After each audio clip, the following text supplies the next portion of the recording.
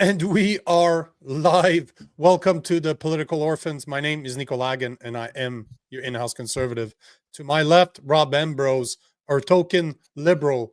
Our goal is simple. We want to show you that it's possible for a lefty and a righty to not only get along, but to be able to have a civil conversation when we disagree.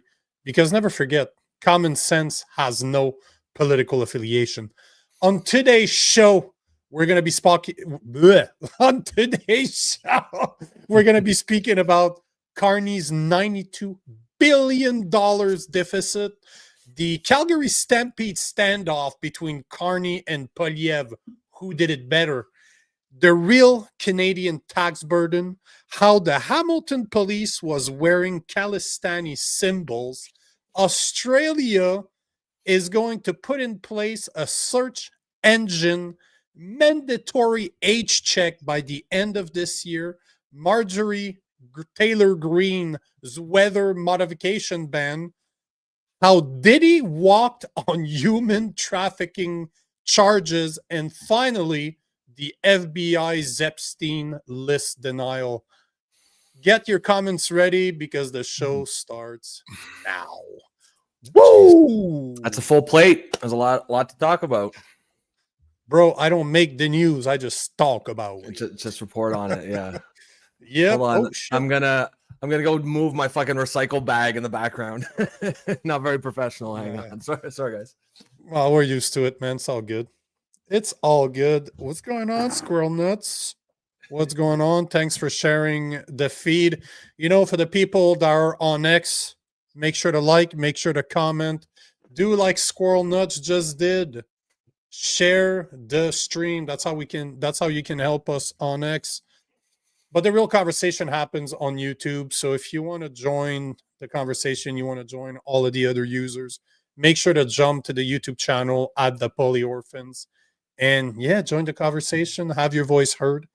And you know what? If you believe in independent media, if you believe that what Rob and I do is worth doing, support us. $2.99 a month.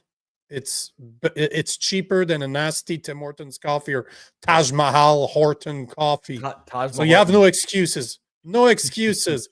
Just join our membership on YouTube and support.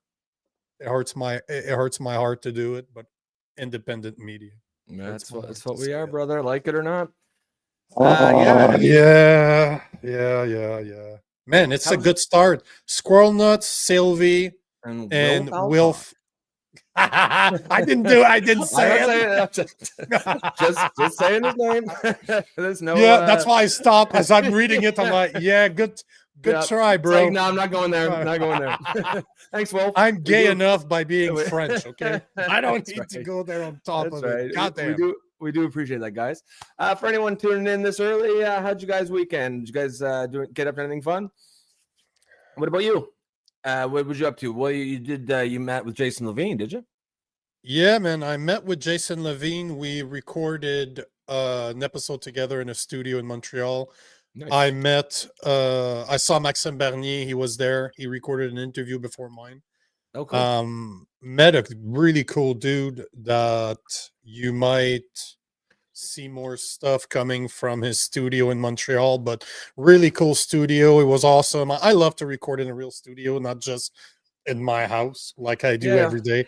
You know, I've had the chance to record on some of the biggest studios in the world, like Sean Kelly's Digital Hour, where there's literally 7 guys working on the back end as you're just shooting this shit in Vegas. Like you're recording, you have hundreds of people walking by and they can see everything because the studio is all open.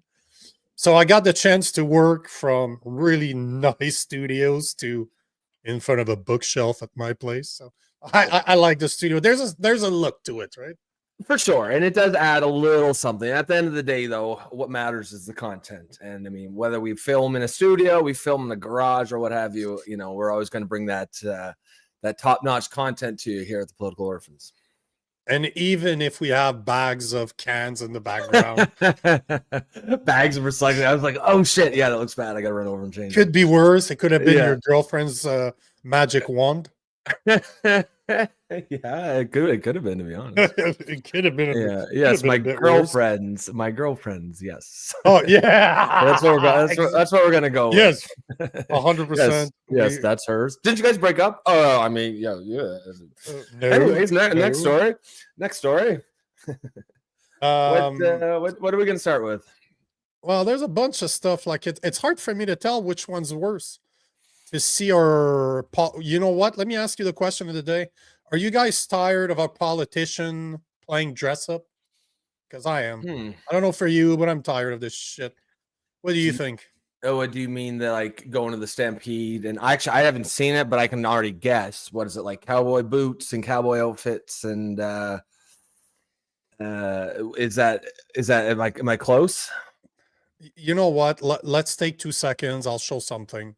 Okay. This is a type of video I made out of fun, but it's not going to do well because I'm insulting everybody and nobody likes when I insult Pierre Poilievre on Instagram. But here is a video I made about this, and you'll understand where I'm going with this. So politicians do love to play dress up.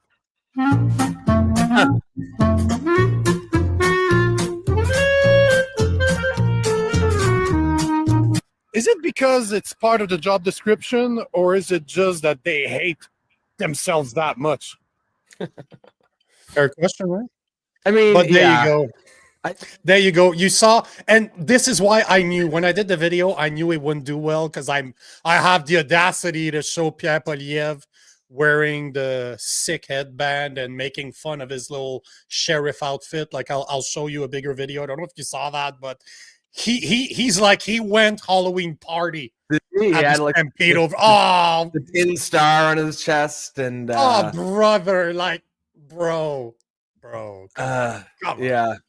I mean, I do. We're definitely talking. I have videos of pancake flips for you guys. Of course, I do. What is it? What is that like? It's like every Saturday of the Stampede, the politicians go up and they flip the pancakes. So pancakes. I'll show you Carney. I'll show you Poilievre. I'll show you. I'll also show you Daniel Smith. I have a little interview with the little bander that Poilievre said about Carney. I have him talking on the back of a horse with his little emblem on his chest. I got a video of Carney getting booed. I got everything, bro. I got everything. Yeah, I mean, I feel like I share your annoyance and it's eye rolling. I feel like you know the question you asked in the video, is it part of the job? I kind of feel like it is. It shouldn't be, or at least they all treat it like it is. They all treat it like they have to do this shit. I don't know who it appeals to. I don't know who's like, you know what they're trying to do. They're trying to get them to be people like, oh, look at that. He's just like us. He's a normal guy. He's flipping pancakes. But nobody actually thinks that. It's just one of those stupid things that politicians do, not for any other reason other than that's just what politicians do.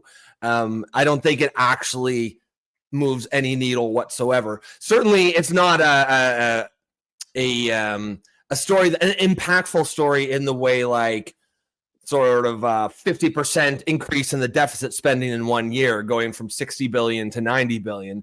You know, and to be fair, I'm sure that they would love us to be talking about the pancake flips and them looking like jackasses at Stampede, even if we're ripping them apart, rather than get into the meat of something like, okay, yeah, that's a cool pancake flip, but how about that $30 billion deficit spending increase that you just oversaw?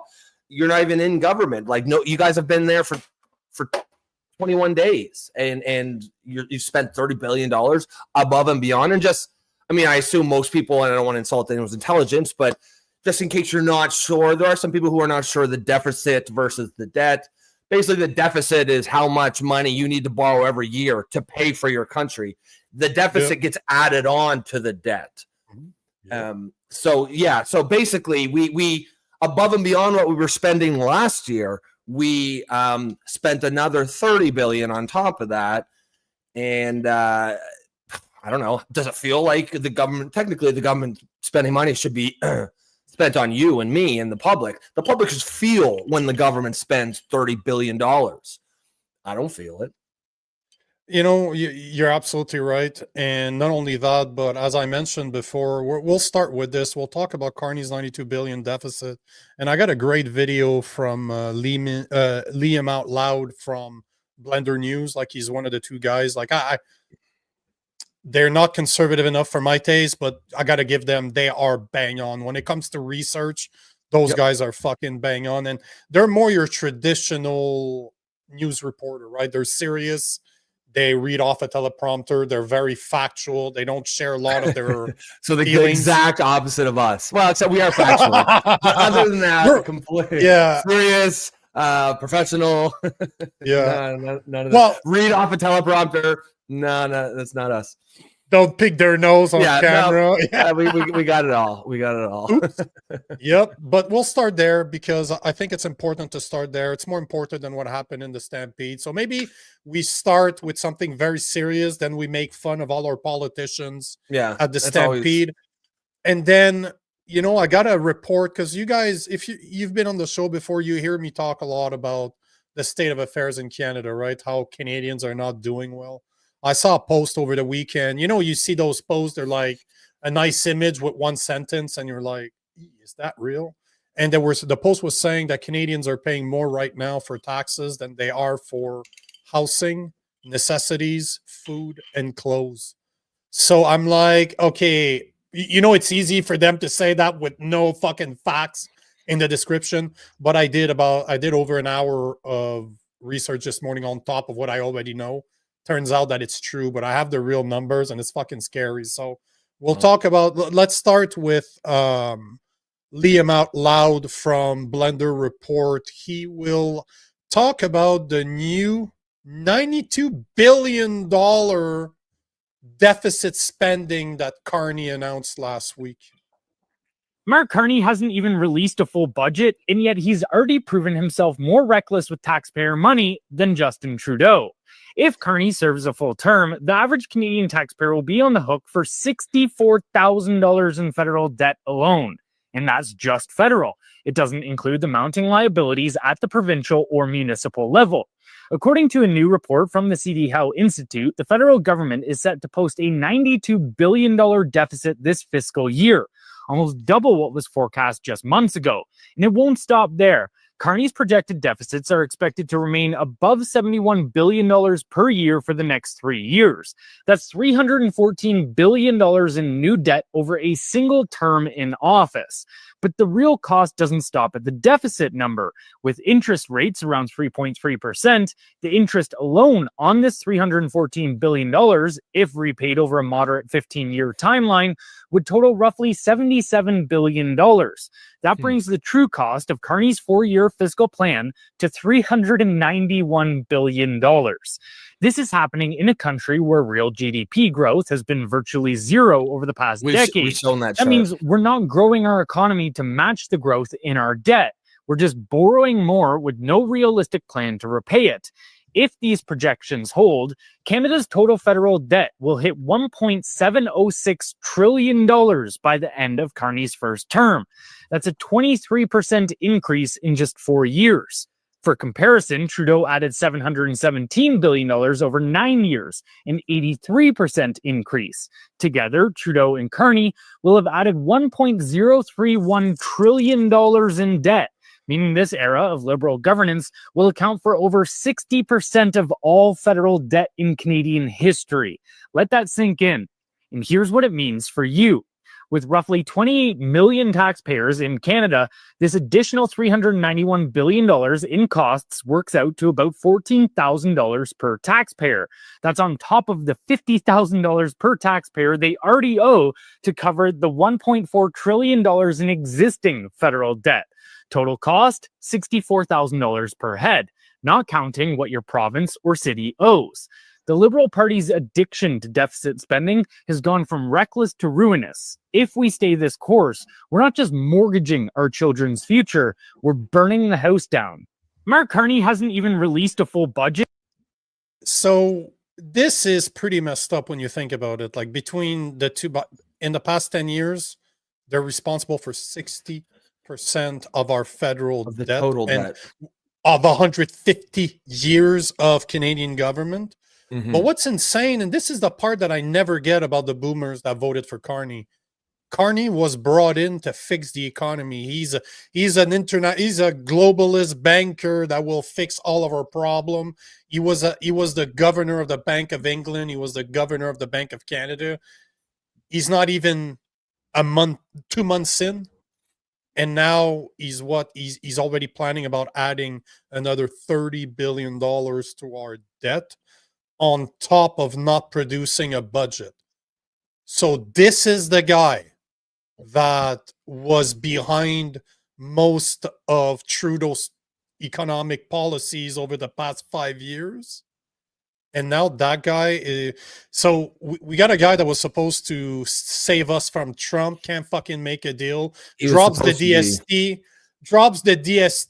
as much as it shouldn't have been there in the first place, but he dropped the DST faster than a whore drops his pants, and now he's adding 30 bill, and he's supposed to be the one saving us.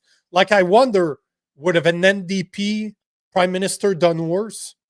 Because goddamn, like, what the fuck is happening? How are the boomers gonna explain that one? How are they gonna praise him as he is this economic fucking genius? Cool story, bro. Cool story. I mean, you know, if you've been listening to the show for a while, you know, like, I do try to give people the benefit of the doubt. I don't like to assume maliciousness when it could just be incompetence or maybe not being, but like, it's harder and harder to not, like, when, you know, as you're saying that, like, you know, why don't the boomers care?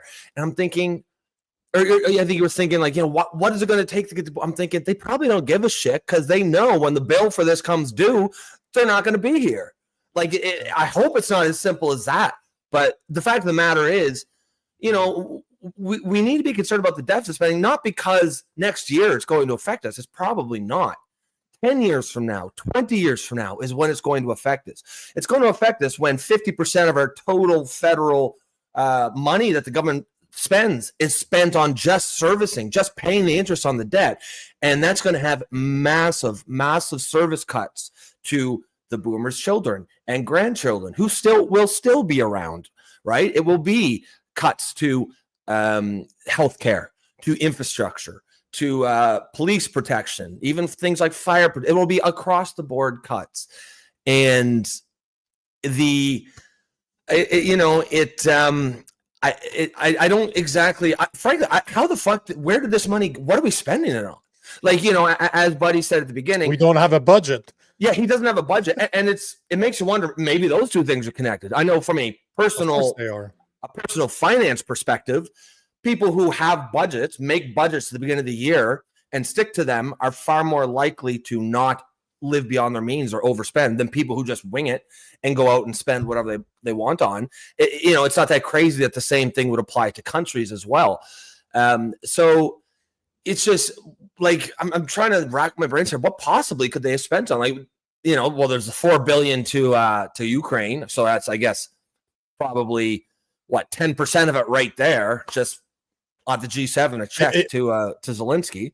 But like, it's got to, it's stuff like that. It's not even programs that are benefiting Canadians. It's just pork spending. It's pork barrel spending. It's just Carney going around saying, "Oh yeah, here's a check, here's a check, here's a check," and you'd have to make a real strong argument that I don't think anyone can actually make for how this actually benefits the Canadian taxpayer. But it doesn't. It doesn't. There's a clear reason why they're not producing a budget, and I don't want to take too many comments because I have other things to show. But Pam is saying you both don't understand the monetary system we're on. Incorrect. I understand it extremely well, and I understand how the Federal Reserve actually works. Well, both in Canada and around the world. But Payment adds on to that comment there. I know, it's just I don't want to go down that rabbit hole because this is a week's conversation right there. This is something I've been aware of for 20 years, Pam. It's just that you cannot try to explain to people that the Federal Reserve doesn't belong to the government. Do you know that in Canada, we don't print our own money? It's not the government that prints the money. It's a entity. It's a private entity that, just like in the US, just like 90% of the countries, if not 95% of the countries, we do not print our own money. So everything that is printed at inflation. There's a cost. There's a cost attached to every single dollar that is printed because we don't print our money. A third party private entity does and leases it to us. This is she's absolutely right when she says that we don't have control over it. It's just Pam. The reason we can't go down that rabbit hole is we're just trying to make people aware that there's a problem. The next step is to go down that rabbit hole, but just that rabbit hole in itself would take weeks of education with experts to come on. But like I said in the past, you want to understand what I'm talking about or what Pam is talking about, just look at a documentary called Money Masters. It was produced somewhere at the end of the 90s, beginning of the 2000s. It's dry. It's not entertaining. It's about 3 hours long. But if you want to learn how money works in the world, watch that. You'll get a very, very good idea. It's just, it is a massive rabbit hole, and our goal is to try, at least my goal as a conservative is just to open the eyes of people, to hopefully encourage them to do research, give them enough information that they will go out there and try to understand. Like Pam says, if you want to understand what it is, watch Money Masters. It'll give you a great idea. And if you do, come back to the show and let me know what you thought about it, because it is something that should be shown in school, if you ask me. Yeah, I mean, I think like what you're saying is certainly like, and as you said, it's a whole other rabbit hole. But I mean, you can also have that without, like, it is a you know, what you're talking about is the overall money system, and that's a whole conversation. You can also just look at this on a zoomed in perspective and say, regardless of the system, we do not need to add $30 billion in deficit spending over the. And that's my point. Versus 3 months ago, that was supposed to be 45 billion and 50 billion, and now it's 90 billion. Without a budget, without any real obvious programs. You know, if they added some major serious program, let's say they did some version of a huge infrastructure bill, or some program where we're going to hire X amount of doctors, it's going to cost this much, or something that you could point to saying, okay, there's deficit spending, but here's what the Canadian people got from it. There's none of that. It's just deficit spending. What did it get spent on? Well, don't worry about it. It got sent to Zelensky. It got sent to that. It got sent to teach Bangladeshis not to shit on the beach. It's spent to all kinds of things that has nothing to fucking do with Canadians. I'm not opposed specifically to some form of deficit spending, but you have to show your work, like we say around here all the time. Show us why this benefits us. What do we get for this money? Like Pam is saying, is basically she's showing that there's no way out. And she's absolutely right, because we're not in control of our money system. But what we're trying to show here is where it affects people's pocket directly. Because unless they feel attacked by something, unless they feel that there's a difference, people will never dig deeper. And that's the problem with the boomers right now. They're not feeling it because their way of life has not changed whatsoever. But this is the perfect segue. And thank you, Pam, for talking about this, because you allow me to talk about the conspiracy theories that are supposed to be conspiracy theories. But it allows me to bring this in because this ties up to the $92 billion deficit extremely well. Because, you know, most people hear $92 billion. It doesn't make sense to them because they're not numbers we can imagine. We can't comprehend what $92 billion is. But where you will see it is directly in your pocket. It's how much life has been more expensive over a small period like the past 10 years. So I saw this post on Friday or Saturday last week. And all it says is Canadians pay more in taxes than food, housing, and clothing combined. And I'm like, okay, cool. Awesome. It makes sense to me, but is it true? Is this accurate? Because you know as well as I do, a lot of people post shit online that's not even true. And they're not proving their work either, right? They're not going into massive. It's just a lot of it's just memes, right? I see that all the time. Because it's more attractive to people's eyes. But I did the research, and this is why if you look at my Instagram, I have very long-winded text-written posts, and they do extremely well because I show the numbers. I show my work. So what they're referring to is this article right here. It's called Taxes versus the Necessities of Life, the Canadian Consumer Tax Index 2024 edition. That's a study that is released every year by the Fraser Institute. And if you guys want to have, you know, before we hit the hard numbers, they have a little video here, so I'll play it. It's 30 seconds long, and then I have all the numbers, and I'll show you how the 92, if Carney's spending more than Trudeau, I can show you how Trudeau has impacted your wallet directly over the past 10 years. And if a guy like Carney continues and does it even worse, imagine how bad it's going to get. So here's a super small explanation from the Fraser Institute, but we'll go into more details afterward. In just 30 seconds, you'll know how the Canadian tax burden has changed over the past 62 years.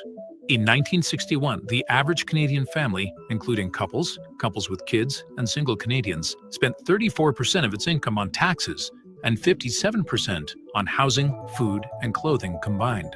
Fast forward 62 years, the average family paid 43% of its income on taxes and 36% on the basic necessities of life in 2023.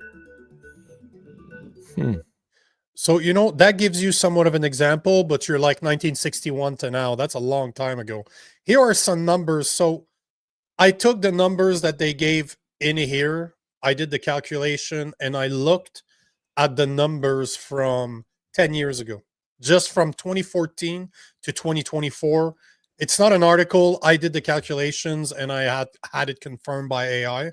But here's what we've been facing. So as per the Fraser's Institute, taxes versus the necessities of life, the Canadian Consumer Tax Index 2024 edition, the average Canadian family spends 43% of his income, or $46,988, on taxes, compared to 35.6%, $38,930 compared to 1961. But here's where it gets really messed up. When you start looking at the 2014 numbers, housing costs are up by 48.3%, with home prices soaring 73.9%, meaning that if you own your house, you're fucking laughing. But if you don't have a house, that means that it's costing you 73.9% on average. And obviously places like Toronto, Montreal, Calgary are going to be higher, Vancouver are going to be higher than that. But the average house has soared 73.9% over 10 years. Food prices have jumped 55.3%. And clothing, it's the only thing that declined to 12% because people are spending less money on clothes. And global production supposedly has reduced the cost by becoming more efficient. The thing that people need to keep in mind, and I've spoken about this before and I recalculated it this morning, the inflation alone between 2014 and 2024 has increased the costs of goods and services by 33.9%, which means that what used to cost $100 10 years ago now costs $134. Is it surprising that 1 out of 4 Canadians is struggling to afford daily necessities? Like, those are the hard cold number for you. No. I mean, in theory, yes, inflation. In theory, wages are supposed to keep up with inflation, thus nullifying the increase. In practice, I don't think it ever does. I don't exactly know what the wage inflation is, but over that period, it was 33%. Yeah, see if you can find it. I guarantee it's going to be something like 10 or 15%, maybe 20. It's not going to be that high. Oh, fuck no. Oh, hell no. 5% top. 5% top. I won't. I'd be curious to see. But yeah, I mean, it's regardless of any of that, the fact is we are clearly very overtaxed, and we are not getting. What are we getting for that tax? Basically, and it's because we opened the show with a discussion about a $30 billion increase in the deficit last year. The year for 2023/2024, it was $62 billion. For this year, 24/25, it's going to be about $93 billion. So that's an increase of $30 billion. I don't feel like it's trickling down to us as Canadians. I don't see that it's being spent on any sort of infrastructure or programs or anything that benefits us as Canadians. And that is what our taxes are going to pay for the most part. Yes, taxes do pay for things like roads and schools and all that. But the increase in taxation rates, most of that stuff is just going to pay for these deficit spending. It's going to pay for politicians so they can throw money around and act like the global big shot at the G7 meetings or the G20 or the WEF meetings or any number of these, places where the global elites get together to rub shoulders. It's almost like, you think of, imagine if you're in a rich neighborhood that was throwing a cocktail party and you're the poor guy, you live in a rich neighborhood, but you're the poor one there. You're going to feel pressure to maybe splurge on an expensive suit that you can't afford and go and show the neighbors that you're one of them too. And that's kind of what our leaders feel like they're doing. They're going around and sloshing money around as if we're this super rich country on par with America or even a China. And unfortunately, we just are not. And that is partly to blame for our excessive extreme taxation levels. I'm looking for the numbers right now because they are not they're not organized in a way like it normally takes time to show them, but they're showing, and this is always what they do, right? They always try to make it sound better than it actually is. But what I can find is two things.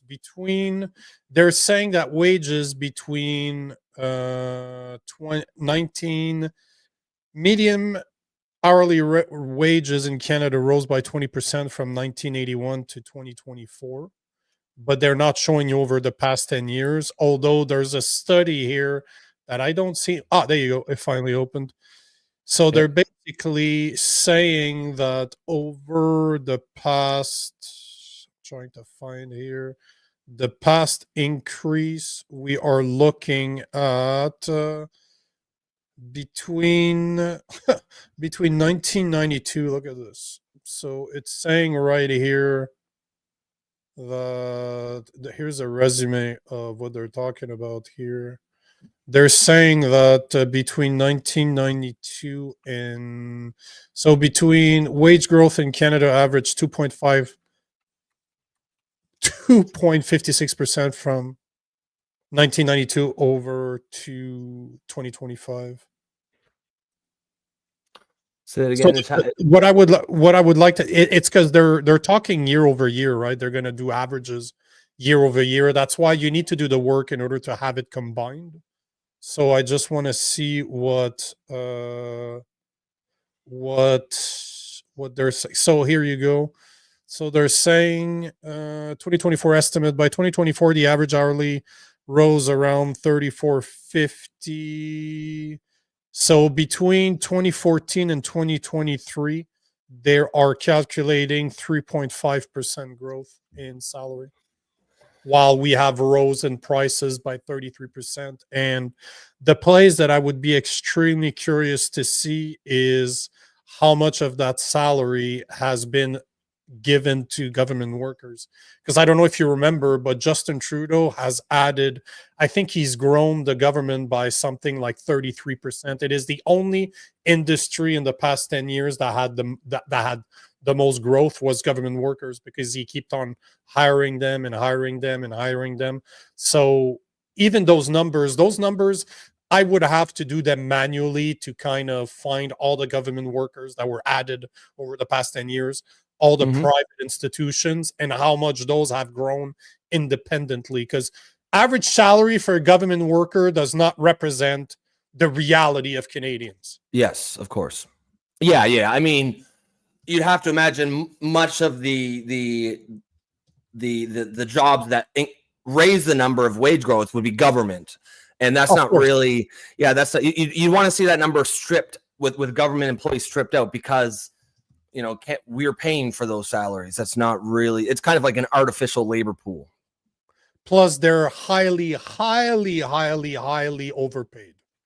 Like, let's be honest here. Those guys are not making the average salary. Remember, we were talking about just Canada Post, how much they make more money than the average salary. They made like 10 grand more per year, and they were still complaining. To be a glorified, what's the term? Paperboy. You're a fucking glorified paperboy. But here is once again. Fraser Institute, government increased number of public service employees by more than 40% in the past 10 years over Trudeau. So you're looking, hey man, how insane is that? I would really It'd need. be really interesting to see specifically what sectors, what departments of government did that get increased. I'd be very interested to see them. Like you look at this right here, nearly half, 44% of Canadians believe they receive poor or very poor value from the services they received from government. Which, I mean, yeah, that like when you're every year increasing your deficit spending ostensibly to pay for better and more program. Like, look, it's one thing to, if you just feel like it's government's role to essentially take care of like everybody and give everybody a bunch of free stuff. Like I could see the argument if you've got, increased government deficit spending and also people are increasingly happy with the services provided by the government. They can at least feel that trickling down to them. That would be one thing. But that isn't really what's going on here. What we're getting is increased deficit spending, and nobody is happy with the services that they're getting. So, it's like look at those numbers right here. 40. So on Canada's size of government, federal, provincial, and local, was far behind the optimal level at 40.5% in GDP in 2022. So not only did Trudeau add 40% since between 2015 and 2022, but they're saying that 40.5% of GDP.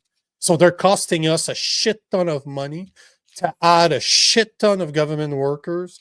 And they were saying what, as per their polls, that 44% of Canadians believe they receive poor or very poor value from the service they receive.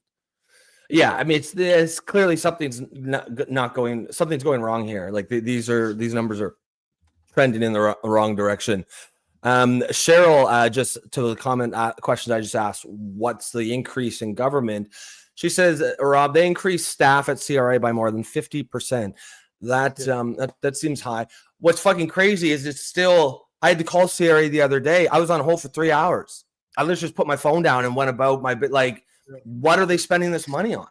Is it, like things are, they don't even have a dedicated call center anymore. Well, they do, but they have like 2 people staffing it.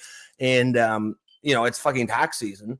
People have questions, and it's almost impossible to get through to the CRA. So I don't know what the hell they're actually doing, who they're hiring, but it ain't people that are making it easier to do your taxes.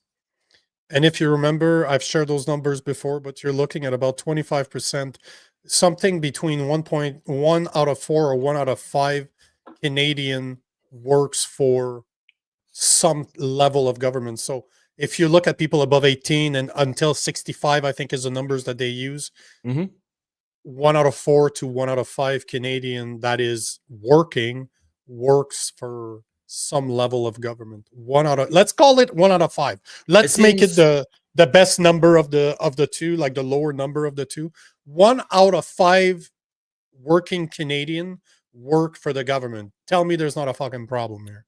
Well, that seems unsustainable. It's like that thing you just showed. It said what? It said that, does it say 40%? Like 40% of the whole workforce is government?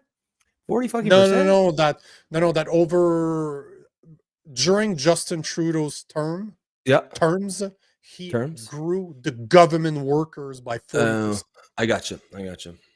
So it's insane. Like there's no other industry in Canada that grew the way the government grew, yet they don't produce any money. Remember, Canada Post runs massive deficits. Same thing for VRL. I do not believe that there's one crown corporation that actually makes money. The government doesn't make money. All they do is tax workers money in order to make their budget, in order to have money to spend and to give away to people that we really don't care about. So you're looking at, if let's say that it's 1 out of 5, because the numbers that I've seen are between 1 out of 5 and 1 out of 4. Well, let's say that 20% of working Canadians work for the government. That means that 80% of Canadians pay for running this fucking country. Because you can tell me, oh yeah, but they pay taxes on their salary. Yeah, but that money is earned through taxation in the first place. So it's not like they're not producing anything. Governments don't produce wealth. They spend wealth that don't belong to them through fucking taxation. So, yeah, I'm looking at it's what's that? Oh yeah, it's just insane that, that people don't understand that. Yeah, I mean, I'm looking at some numbers here. It says since 2015, which is I'll share the screen, which is of course the year Justin Trudeau got elected. Let me see here. There we go. Since 2015, the federal public service has grown by 42%, significantly outpacing the 14% population growth during the same period. So the government has increased by 42%. The population has increased by 14%. That's clearly massively out of whack. That is completely out of balance. Overall, are you surprised that the average Canadian pays 43% in taxes? Well, not with that. No, certainly not with that. Because they need to get that. Most probably salaries for them to hire more people who don't fucking do anything. There's here's another. Look at those numbers right there. Exactly. Yeah, those are the numbers you want to look at. Growth of the public sector has outpaced the private sector. Public sector employment surging by 13% since 2015. Private sector employment grew by only 3.6%. The government employees have grown more than 10%, 10 times what the private sector. So hold on. The growth of the public sector has outpaced the private sector, with government sector employees surging by 13%, while private sector employees grew by 3.6%, which is incorrect. That 13% is not right because the number is 42%. So basically, you're trying to tell us that while the government, any level of government, has grown by 42% combined, I think the difference is public sector, federal public sector is 42%, and this 13% is all public sector. So like municipal, provincial. No, it's incorrect. The 42% is incorrect. It's technically all level of government that has grown for 42%. So it's all. So hold on. The federal public. Oh shit! I have the same thing as you do here. Yeah. So the federal service has grown in recent years. The numbers of employee. See, and that's the thing. The federal public. No, so it is accurate federal. What it's saying there. Yeah, which makes sense because Justin Trudeau doesn't control provincial public sector or municipal. He only controls the federal government. But how insane! So 42% increase in the federal level, yet the private sector employment only grew by 3.6%. So you're looking at the federal public sector has grown 10 times more than 10 times the private sector employment. And we all know that they're overpaid for the type of work that they do. And believe me, my whole family works for the government, and they wouldn't make it in the private sector. They just wouldn't. I'm the only guy that does private sector work. They wouldn't have made it. This is also an interesting statistic. Approximately 25% of all employed Canadians, everybody, is a public sector employee.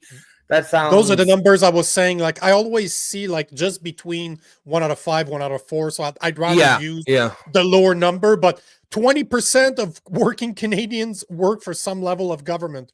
And over the past 10 years, the federal public sector has grown by 42%, while the private sector has grown by just over 3%, 3.6%. Let's call it 4%.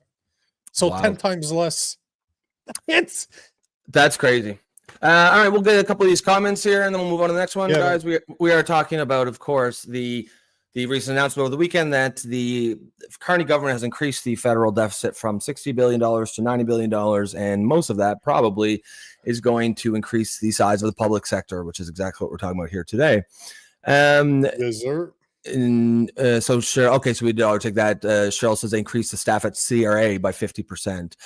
New Dog Production says, "What's good, my Northern brothers? Hope your day is blessed. Good day to you, sir.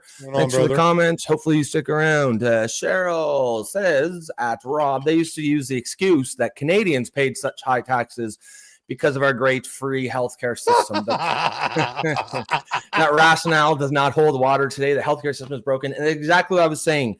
If we're actually getting value for the money spent, I could I could definitely be open to that argument. Yes, we're spending high in taxes, but look at all the things that we're getting. Look at the benefits. Look at the services.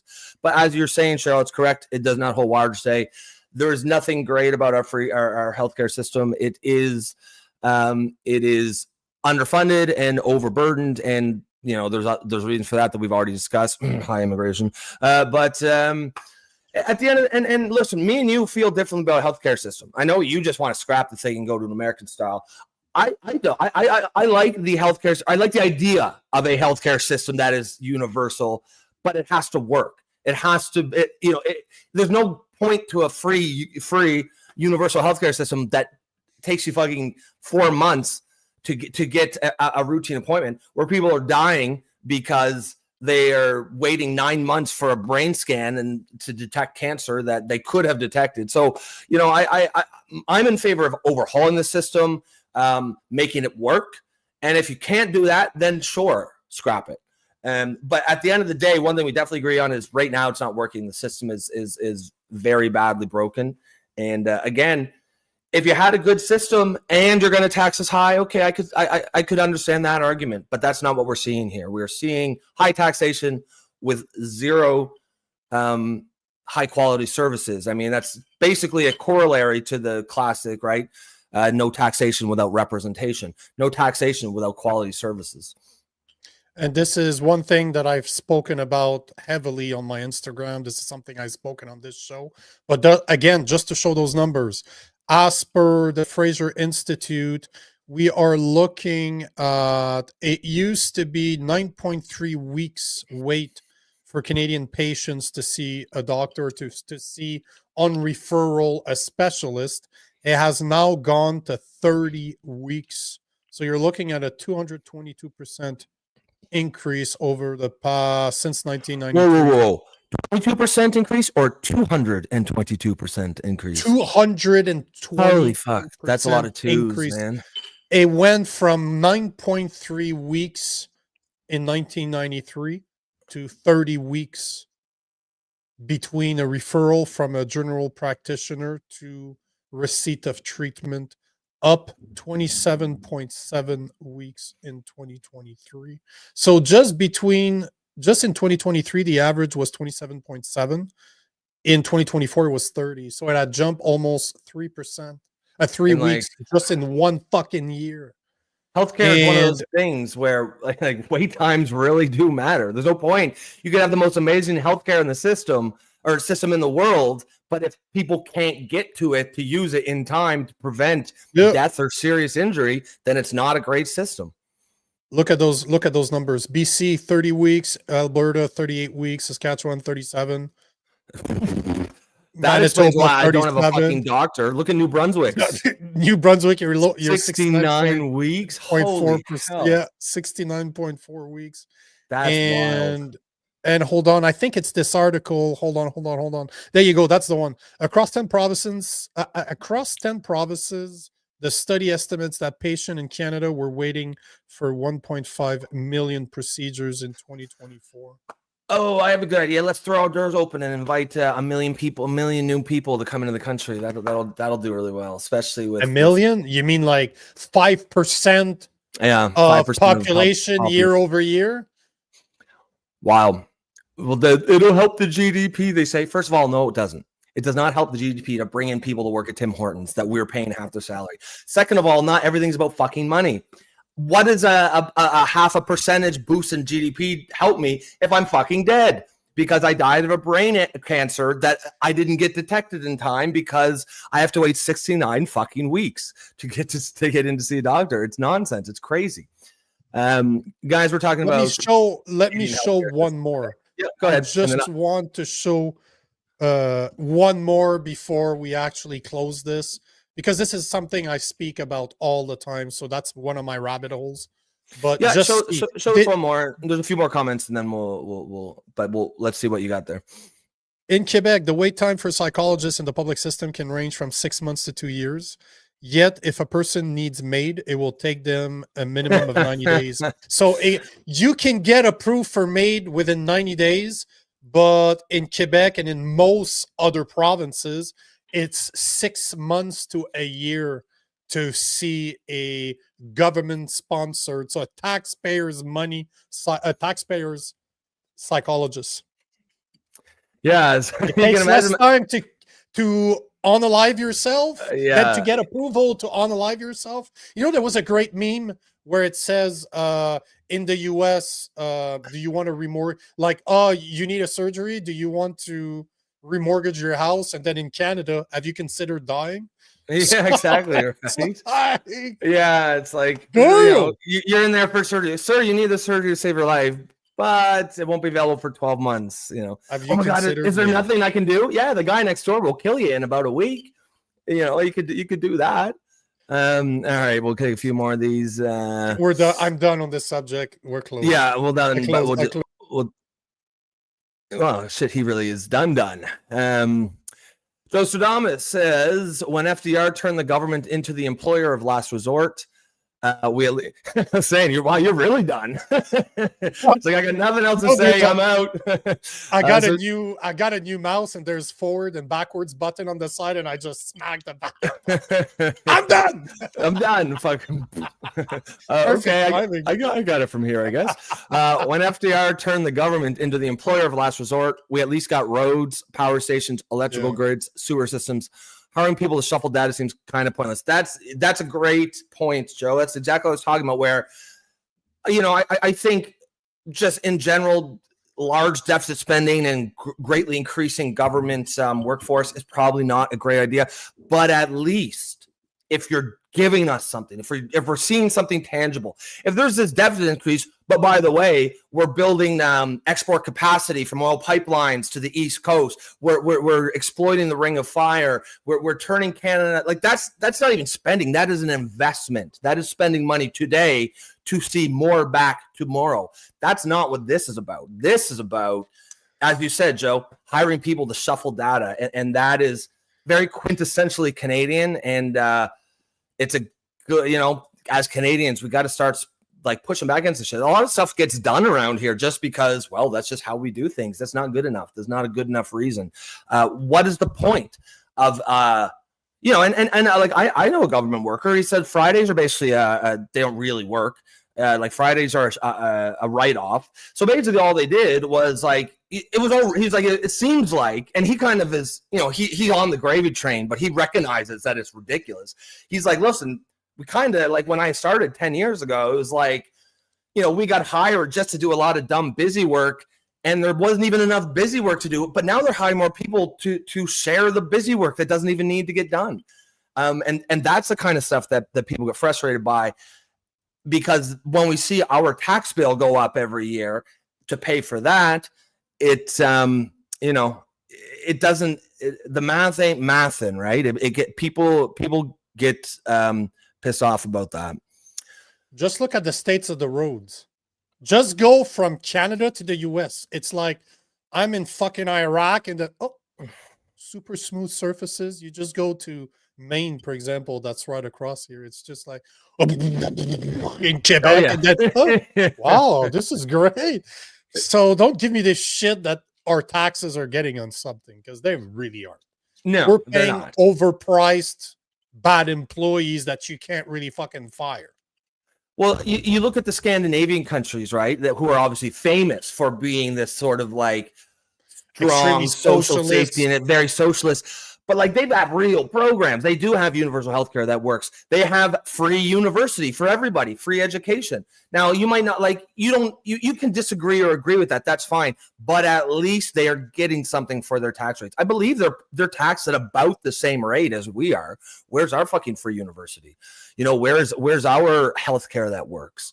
I think a lot of people will be more open to these taxation rates if they felt like they were getting something from it, but we do not. So to just confirm what you're saying, tax rate in Denmark is 55.56%, Finland is at 51.25%, Iceland at 46.22%, Norway at 47%. So they're slightly higher than us. Sweden at 57%. Well, fuck, we're talking like 10 to 20% there. It's okay. So that's 10, extreme too. 10 to 10. Yeah, you're looking at 10, somewhere like 12%, 12 12%. Yeah. So, like, and is 12% is that concerning just tax? Because like when we consider our total tax burden, we have to think of things like the GST too, right? Like it's not just our income tax. Because we called them marginal tax when I think is when they put everything together. The numbers that I was showing you is not quite marginal, but it's just on those three things I was talking about. But the top marginal tax rate are about 60 to 70% in Scandinavian countries. I don't know. Oh yeah. That's why what you're saying, I'm like, you don't know the numbers, bro. That's oh man, okay, that's oh, no. That's wild. You're paying 60 to 70% the taxes. Seems like the ideal thing to do is go there, get that free university, and then get the fuck out, so you don't have to pay those insane tax rates. So you mean what immigrants do here? Exactly, exactly. Except they don't get the fuck out; they stick around. We pay them to stick well, around. yeah, we make sure that they we make it worth their while. Make it worth their while. Let's not go there again. All right. Sylvie says about the roads issue we were talking about. She says, I don't have a problem with Ontario roads. Quebec roads, on the other hand. What's the deal with Quebec roads? Are they bad? They're extremely bad, and all the contracts are basically given to a part of the population that I will not fuck with, because those guys, you don't fuck with them. Yeah. They do such a great fucking job. Yeah, the mamma mia, those guys. Yeah. Sicilian, Italian. Yes. Yeah. Okay, you're going too much detail now. It's very much. It's funny because that's the unions in Montreal. That's the Italian mob is very much a thing. Almost like New York City clearly is same, but that's nowhere else in Canada. I think do they have that that kind of dominance in public life the way they do in Montreal. Quebec loves organized gangs, man. Fucking Hell's Angels is like thrive in Quebec. Fucking the Sicilian Italian mafia. mob. Yeah, they love it. Starting to see Muslim related mafias. And the Khalistani, they're forming sort of organized. Have you noticed all those massive drug busts? Have you noticed the common theme between who they're catching? It's all, yeah. I mean, I was in Montreal over the weekend to go record at that studio, and it's literally right next to downtown, right? Yep. And Jason Levine and we went to grab some water, and I grabbed breakfast because I just got out of the gym, and just at the Walmart right next to the studio, I saw more women with the crack eyes, just than white women. Yep. Wow. I was the minority as a white guy in the Walmart, both on all aspects, as a client and as a worker. I'm at a point I was looking at black people, and I'm like, you and I were Canadians, right? We're the same, right? And I looked at Jason, he's like, yeah, that's pretty much where we're at. Like, how bad does that sound? But it was literally Indian or Muslim, and there was so many women and with just like the eyes showing. And that's like, we've talked about this, like that. Women dressing like that, like forcing women to wear like completely cover stuff for your eyes. That is not Canadian values, man. I don't care what you say. To allow large numbers of people in that will force their women to wear that is not in line with Canadian values. We'll take this one there, and then we'll move on. Joe says, sadly, many of the Nordic model nations are also suffering the effects of irresponsible immigration. Oh yeah, big time. Yes. Very much so. And some of them are actually leading the push back. We talked the other day about Denmark. Who they have actually, that's a great segue to what we were just talking about. They actually banned the niqab or the burqa, whichever it is that makes you completely covers you except for your eyes. They've banned that, and so they should. That is no place. Niqab. No place. The niqab, that's no place in Western society. But you know what? Since we're talking about this, before because I have another subject I wanted to talk about, and thank you, Joe. I love when people feed me. Yep. Well, I just want to show this because this was posted last week on July 5th. So that would have been Saturday. Hamilton police wears Khalistani terrorist symbol on their turbans for training. Like, watch this video. This is a police force, the police force of Hamilton, Canada, that is getting trained. So this is a training course that's open to everybody. It's not like a Indian training course. It's just the regular training class, and everybody happens to be Sikh or Indian, which again, like no. Those are police officers of Hamilton that are wearing a la Pierre Poilievre and Mark Carney the actual headbands, but they don't realize that there's a Khalistani symbol on the headband that they're wearing. I understand. So check this out. The Hamilton Police Services started an initiative where they invite new recruits to various places of worship throughout the year. On this day, their goal was to learn about the Sikh community's faith, identity, and culture. So I started off with a tour of the facilities and basic protocols while visiting a Gurdwara. I shared a presentation prepared by the World Sikh Organization on Sikhs in Canada, how to recognize Sikhs, our articles of faith and what they represent, the treatment of these articles, religious accommodations and the freedom of religion, consent and respect for body searches on Sikhs, international students, Sikhs in politics, and more. My goal was to enhance their understanding of Sikhs so that they're able to respond to calls appropriately. If they were ever called to a Gurdwara or a Sikh family's home in an emergency, they would have more awareness and knowledge of Sikh beliefs and practices to provide culturally appropriate care. In the end, they all enjoyed a delicious meal in the Langar Hall. Initiatives like this one help break down biases and prejudices, foster trust, improve communication, and community relations. We look forward to teaching the next batch of recruits throughout the year. Okay. I got some things to say. You want to go first and then... I'm just gonna say what Sylvie's saying right here. She's saying that video is not that recent, but it's real. So it's worse now. I agree with you. I don't give a fuck that it's recent or not. It's not that old. It's worse now, I'm sure. Yes. And why does it matter that they are culturally aligned with them? It should be the other fucking way round. Like this is a no-brainer. Like, and this goes to what Joe was saying. So not only do we have a social service that are supposed to be universal, like healthcare, and like Scandinavia and a lot of those countries that we pay 43-ish% of our salaries go to taxes. Over there, it's between 60 and 70.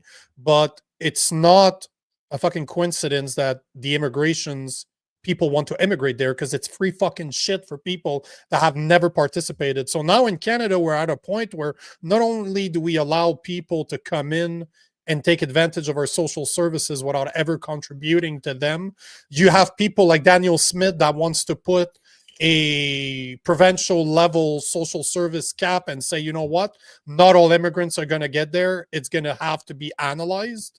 Mm-hmm. Now we have to cater to them on top of it. Our police force need to make them comfortable. That's it. Yeah, fuck off. Yeah, fuck no. It's the other way around. We are so fucked. It's the complete other way around. And remember this, guys, 1 out of 5 Canadians does not have access to a general practitioner. That is me. That is my wife. That is Rob right here. And 1 out of 4 Canadians struggles to afford daily necessities. Yet we pay 43% tax, and our fucking federal government force has increased by 42% over the past 10 years, when the private sector has grown 3.6%. What the fuck? Yeah. I mean, here's the thing: you can't have specialized policing strategies based on someone's faith. That puts an undue burden on the police officer. Now he's got to try to determine what faith somebody is before he decides how best to police them. That is bullshit. You have correct police training and techniques that apply to everybody, period. You cannot adjust. Like if something is a best practices police strategy or technique, it is that for everybody. It does not matter your faith. We are a secular society. What that means is you are free to practice your religion in this society, and everyone will defend. I'm an atheist. I will defend. I'll march in the streets if government tries to outlaw your religion, and I don't care what religion it is. But the public sector, policy in the public, does not cater to your religion. Period. If you wanted to, then go to one of the many, many theocratic governments and societies that exist. There's a ton of them out there. Don't bring that shit here. The other thing is, as I'm watching that, I'm like, so what? Everybody can wear these fucking things on their head? So is this a religious symbol or not? Because if it's a true religious symbol, then it shouldn't be allowed to be worn by someone who's not as sick. If it's just a fancy headdress that you like to wear because it's from where you come from, again, and what I'm going for is, I have no problem. Like, people can wear what the fuck they want on their heads, but I'm talking about specifically, remember we talked last week or 2 weeks ago about policing. A police officer is not allowed to wear a cross on duty, and yet he is allowed to wear, a Sikh officer is allowed to wear their turban, which is also a religious symbol. So again, my whole thing is just apply the law and policy fairly. I'm not a Christian, but it offends my sense of fairness and justice when you say this religion is allowed to wear their symbols in public life. This religion is not. That is bullshit. Bullshit. Bullshit. A bullshit. Sylvie says, Rob, you would walk for any religion? Pretty much. I mean, you'd have to give me an example of what you mean. Like, I just think it's kind of like free speech. You know, I would defend anyone's free speech, even if I don't agree with them, because I know the slippery slope that goes down when you try to ban it. Even if I don't agree with any religion. I'm an atheist. However, if a government is starting to try to ban the private practice of any religion, yes, I would be out there, just because that's authoritarianism, that's fascism. And I even if I don't give a shit about that religion, I understand the direction that's going to lead us. But yes, I would defend I support everyone's right to practice a religion in private. At the same time, any religion that wants to, say, shut down society, like pray in the middle of busy streets, or demands special accommodations for their religion in the public sphere, no, I will oppose that at all times. Mad Dog says, I thought all government employees were to remain neutral while representing their government departments, and that's it. That's exactly it. We live in a diverse society. We live in a multicultural. It's supposed to be, but it's not the case. No. What I say, that's it, is that's the point. That's the correct take. In a multicultural or in a diverse society, that is the only policy that can work, is to have a policy of strict neutrality among all government employees. And police are among the most impactful of government employees, because they are directly dealing with some very, they're directly dealing with the public, and they are in charge of policing them. When you give special permissions to some religions for police officers to wear their religious symbols and explicitly ban them in other ones, that's not okay. I'm not okay with that. I think I agree with the policy that no police should have religious symbols on them. But if you're going to allow them for some religions, you have to allow them for all religions. But they don't do that because so much of society today is at the whim of far left ideologies. And according to the identity politics of far left ideologies, it is okay to bash and shit on Christians and Christianity. It is, however, completely not okay to limit anyone else's religion, but it's entirely appropriate to limit Christianity. And again, I'm an atheist. I'm not a Christian, and that offends my fundamental sense of fairness and justice. In Canada, the ability of police officers to wear religious symbol is not uniform across the country, and it is subject to varying provincial and municipal regulations. Many police forces in Canada, including the RCMP, Toronto Police, Vancouver Police, and the Calgary Police Service, allow officers to wear religious symbols like turban, hijab, and kippah as part of their uniform. But do you know what are crosses? What are crosses? You can't. It's illegal. You cannot. So, and I'm a Christian, so I look at this and I'm like, okay, so basically it's okay to wear a turban, it's okay to wear a hijab, that means for women to cover their hair. Kippahs are the knives, so it's okay for them to walk around with a weapon on top of their guns.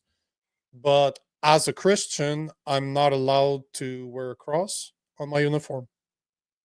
It has to be hidden from direct sight. Yeah, and that's wrong. Frankly, no one should be allowed to wear any religious symbols if you're a police officer. Hold on, you're able to wear the LGBTQ crap on your uniform too, and I would argue that this is a religion. That's another religious symbol. You have to have a lot of faith to say that women can have penises. It takes a lot of fucking faith.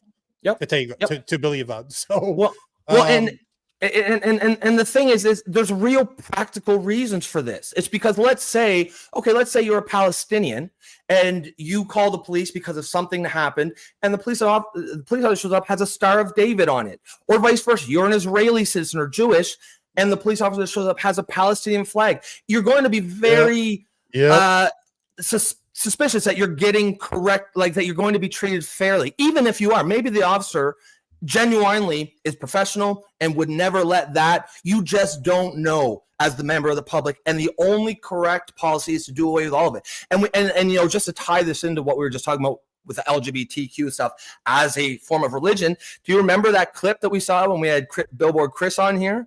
He was doing a sign thing in Vancouver, and a trans woman literally came up and beat the shit out of him in front of a cop, a liberal white female cop, by the way, and she laughed and turned her eyes the other way while she had her big LGBTQ pin on.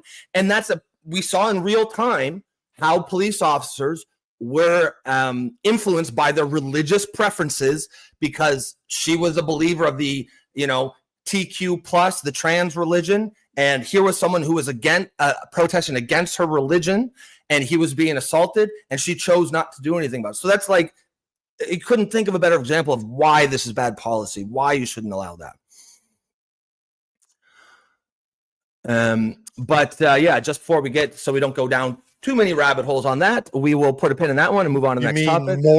You mean more? Yeah, more? We've even more of a rabbit hole, guys. Only been down there for like 20 minutes now. We live in that rabbit hole, guys. If you're just tuning in here, especially for the first time, welcome to the show.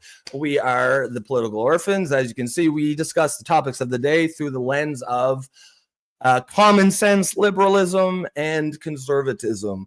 If you do support this show, if you like what you see here today, remember to like and share the stream on YouTube.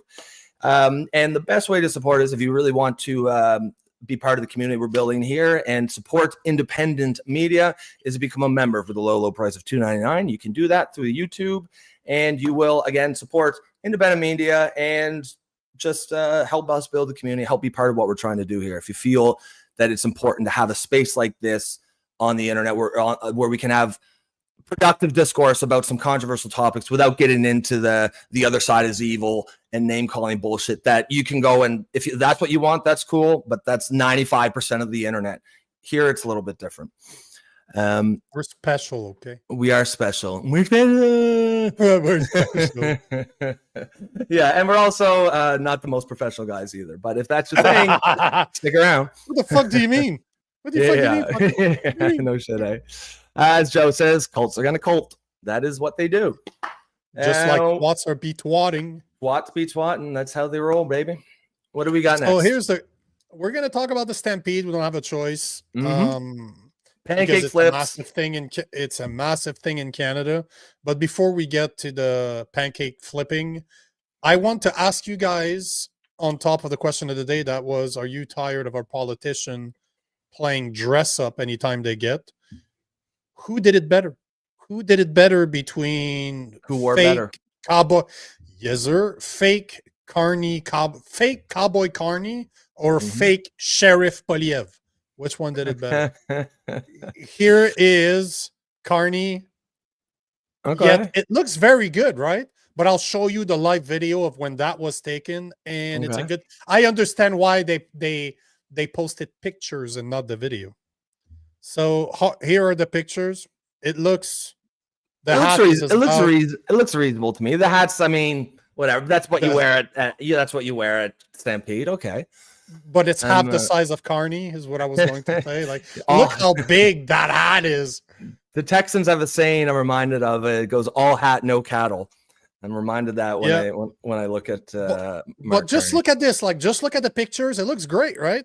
Oh, there's a lot of people. Mark Carney is probably celebrating the Sikh song of some type here, because clearly it's not a Canadian song that's playing. But and now, like, it looks like great, right? You look at this, like, oh, you did a good job.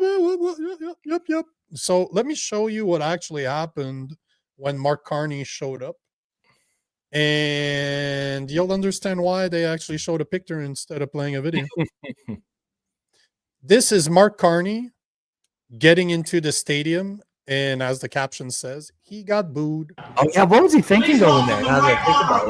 Mark Carney, Prime Minister of Canada. Oh my God, everyone's booing.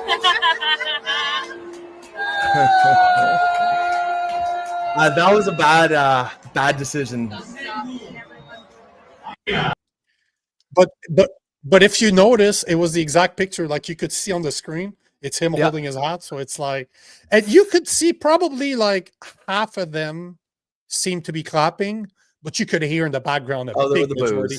That reminds me of the what was do you remember fuck you Biden? Yeah, I do remember that. and then the reporter was quick on her feet. She's like, fuck you, Brendan. Is that where it started? The whole "Let's go, Brandon" or something? Or she said, "Let's go, Brandon." Let's go, Brandon was the woman. Right, man, she's witty because she took "fuck you, Biden" to "let's go, Brandon." Oh, people are applauding Brandon. Like, who the fuck is Brandon? That's funny. But this is the same thing. So we saw how. Okay, so we got Carney, Mark Carney. How's Sheriff Poilievre? That is such a great term, isn't it? And here is our favorite conservative, Sheriff Poilievre. And just here behind me is Pierre Poilievre, conservative leader, who is just paused here right in front of the Western Standard. He'll give us a wave here.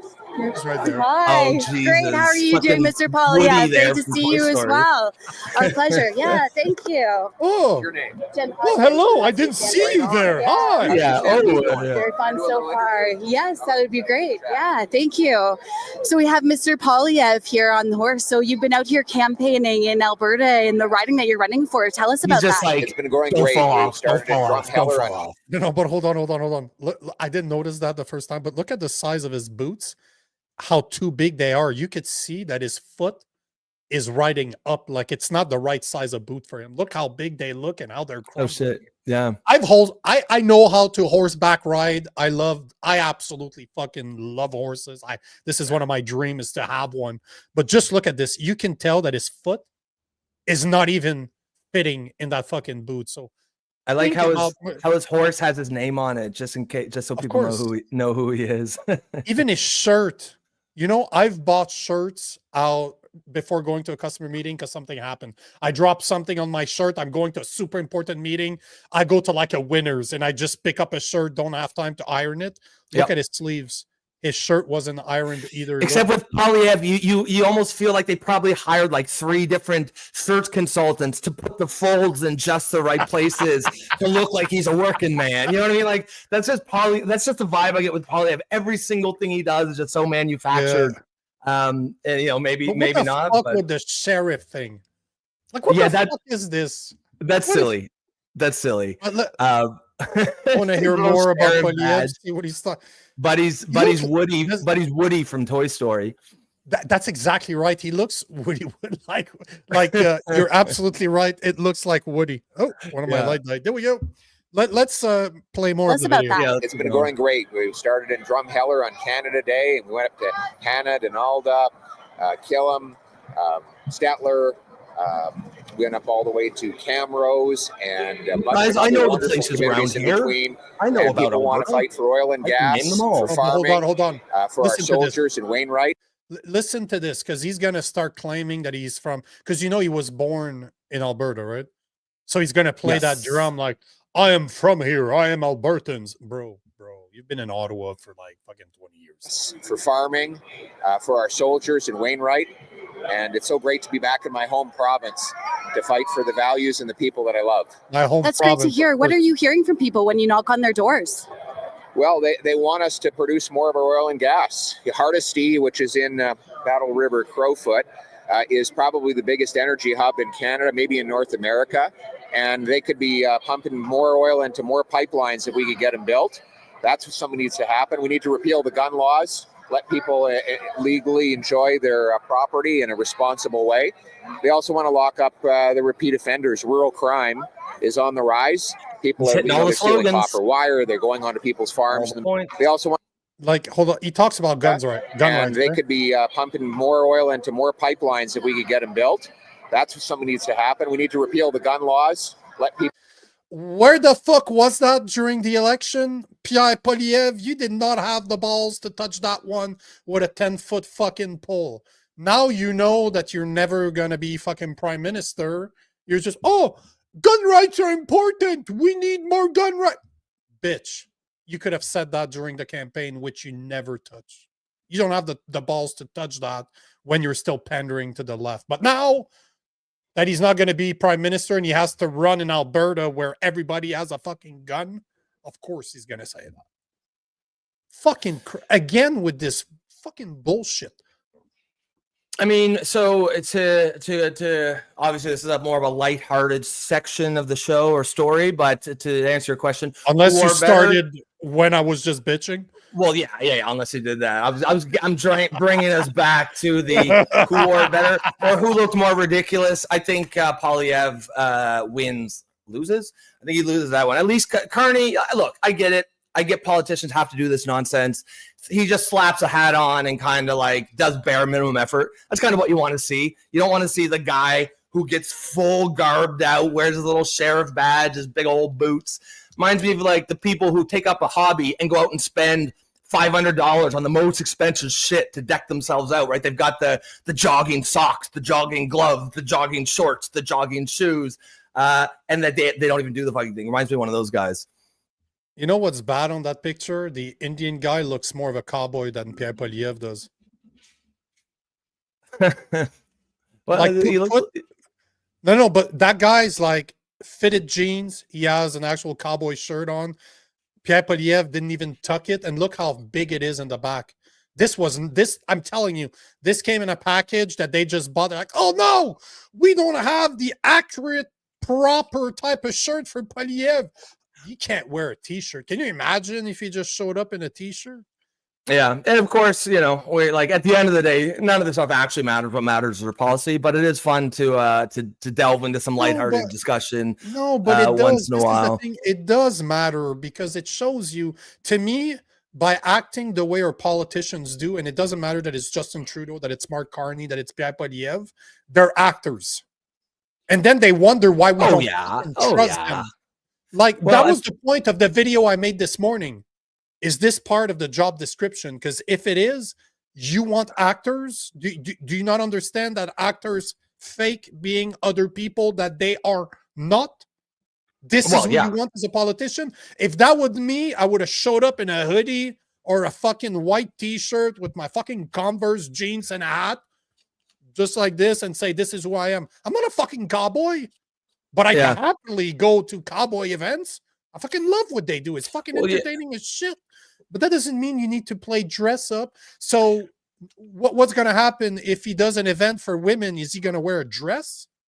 Like, is that what our prime? No, but come on. Like, can we stop with this shit and just be a man of the people, not a man of the people you're talking to today? In this moment, I'm not just talking Pierre Poilievre. I'm talking all of them. I'm not ripping into Pierre Poilievre more than I am in Mark Carney, but I would have expected him to be better and not play the Indian Sikh game, to not play the cop. You're not fucking Albertan. You're not. Like, you can say that you were born here. It's like, you know, I get in arguments with my wife's family. They're like, oh, I'm Italian. You were born in Canada. You're Canadian. Like, your ancestors might come. My wife has her citizenship, so technically she is Italian. But you know what I mean? Like, you weren't. Yep. You weren't born there. You were born here. It's the same thing. And it's kind of like, you know, something we've said many times on the show is people are dying, starving for a politician that has some sort of authenticity, that feels genuine, that doesn't feel like it's all an act. And, you know, to the extent like Donald Trump or hate him, he has tapped into that. People feel like he just says how he feels, and you might not agree with that, and that's perfectly valid. But there's an appeal to that. And, you know, I think a lot of like liberals kind of drive themselves crazy. Why do people like this guy? Well, there's a lot of people who just value that, who a politician who's just going to say how he feels and isn't really giving a shit about what the latest focus group polls say and saying only the most least offensive thing at all times. We will take a couple of comments here. I like squirrel nuts. Hold on. Oh my God, you guys find some real shit to talk about. This is the problem with Canada. Bro, people care about this stuff. That's what we're talking about. I wish people didn't give a shit about this shit, because I wouldn't be talking about this. But again, it matters to know that we have a uniparty in Canada, that there's no difference between the liberals and the conservative anymore. So it does matter to show this, that I don't care that you voted for Pierre Poilievre or you voted for Mark Carney. They played the same game. And I would say it was worse for Poilievre because he put that little star on his chest. And you look at the comments. I never read the comments until now, but they are just shredding him apart. People are, I say all the time, like, what type of fucking person? You're not a conservative. All you do is pander to minorities.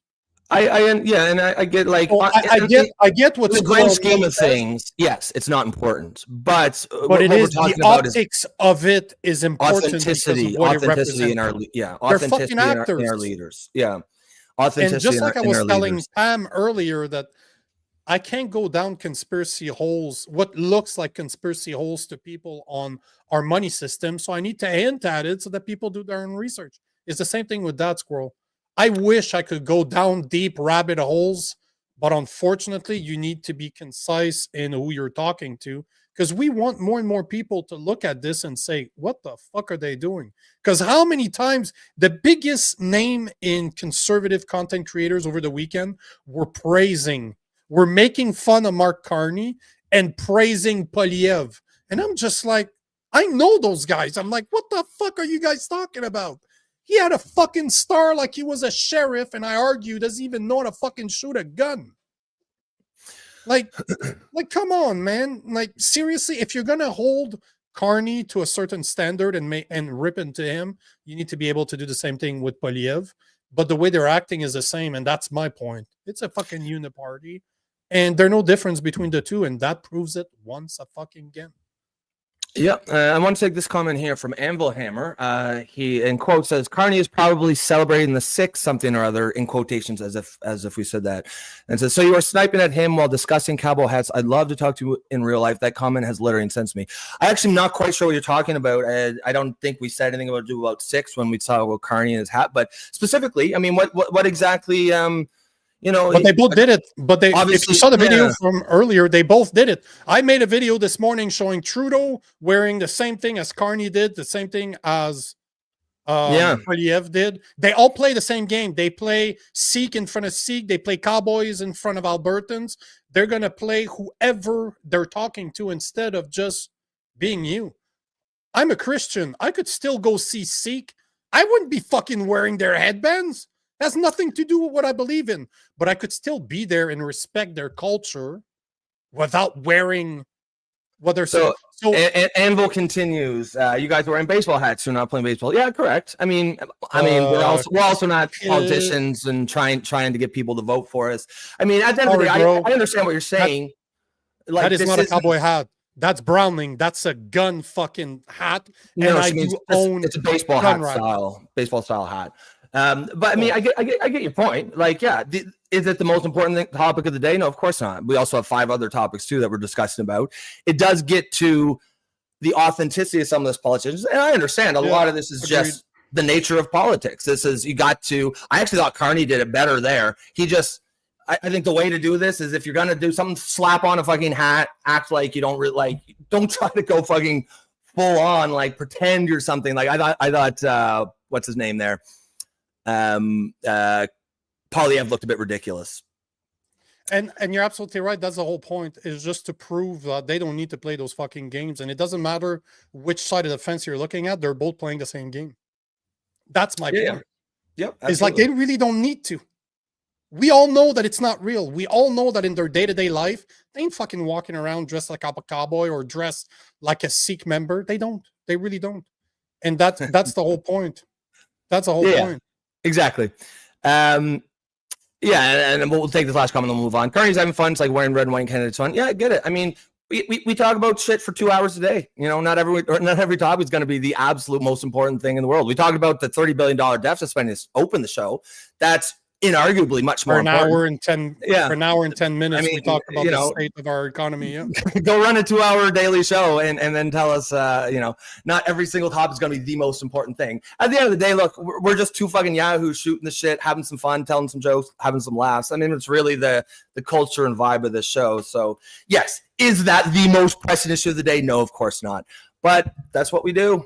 You know, that's how the show. That's how we roll here. I just want to address this one.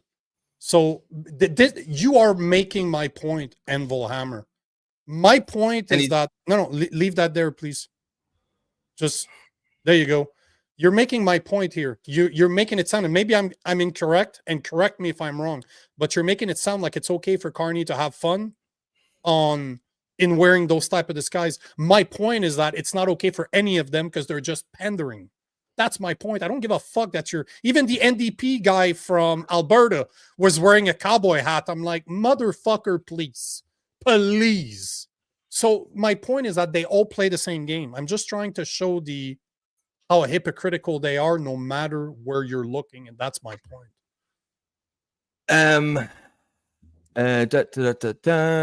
Yeah, I mean, and Anvil says, sorry, I jumped in at a weird time. It's always a weird time. So the show's always a weird time, brother.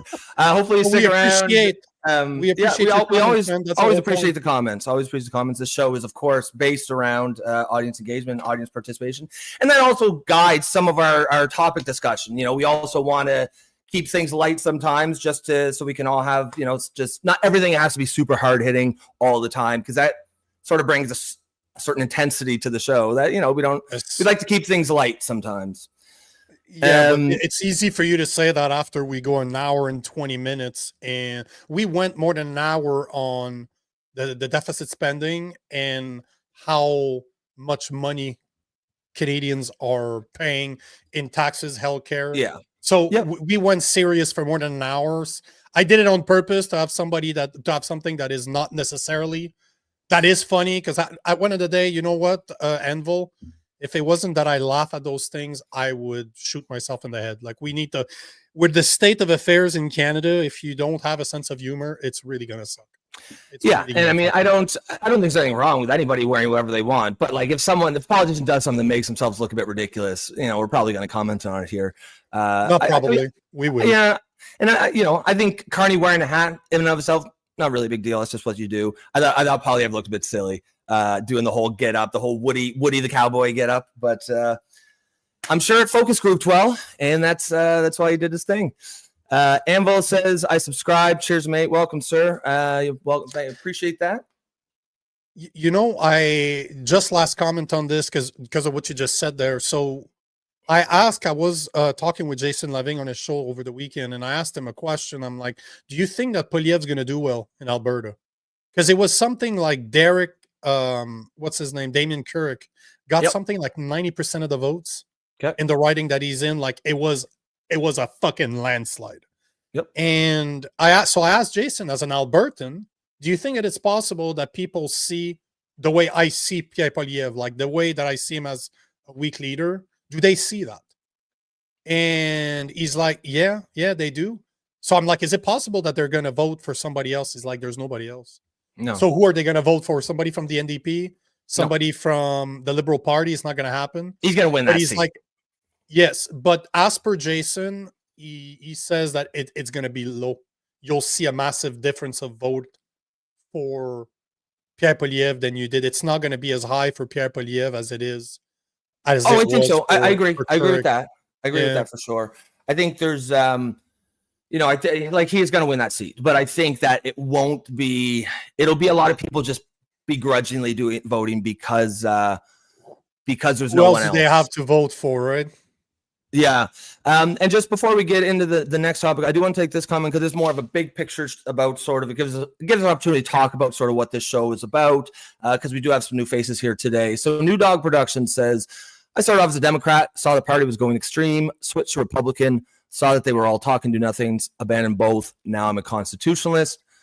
Joe gives his side, says, I started off as a Democrat, watched my party get co-opted and corrupted by corporate money and identity politics, and now I'm just an orphan. And I thought that was a great little conversation there, and important to highlight because that's exactly what the show is about. As you can see by our little name tags here, I am a liberal. I've been that my whole life. Nico is a conservative. But more importantly than that, we're people who are really just kind of disgusted with both politics and the way people talk about it, the political discourse these days. So we decided when we started this show, we wanted to create a space where we don't really give a shit about your label, whether you're left or right. All that matters here is the strength of your argument. And, something we say all the time here is show your work. If you come on here with a comment and you show us how you got there, don't matter if you disagree with us. It don't matter if you agree. you've got a place here, and we're going to engage with that constructively and productively. So if that is the kind of place that fits with how you think political discourse should be, then like Anvil did there, subscribe and stick around. And I would say, I would go even further to say, having Anvil challenge, at least I'll speak for myself, challenge me. I fucking love it. Oh, absolutely love it. And you know what? And this, Anvil, thank you for challenging me. Thank you for taking the time to comment, for letting me answer. And now he's subscribed. That right there proves what the show is all about. I might sound rough because I'm kind of a hothead, but at the same time, it comes from the right place. I will never insult people. I'll call you a twat, but it's not because I call you a twat that I'm saying you should go kill yourself. A twat to me is a label. I call people assholes all the time, and I call myself the biggest asshole here. There's nobody in that comment section that's as much of an asshole as I am. So all I'm going to say again, Anvil, thanks for joining. Thanks for your comments. But this is exactly why the fuck we did that show. We created this show is so to have people challenge exactly us, that, yeah. work. We Please, love man, challenge. We love it. Challenge me. Challenge me. I fucking love that shit. Absolutely.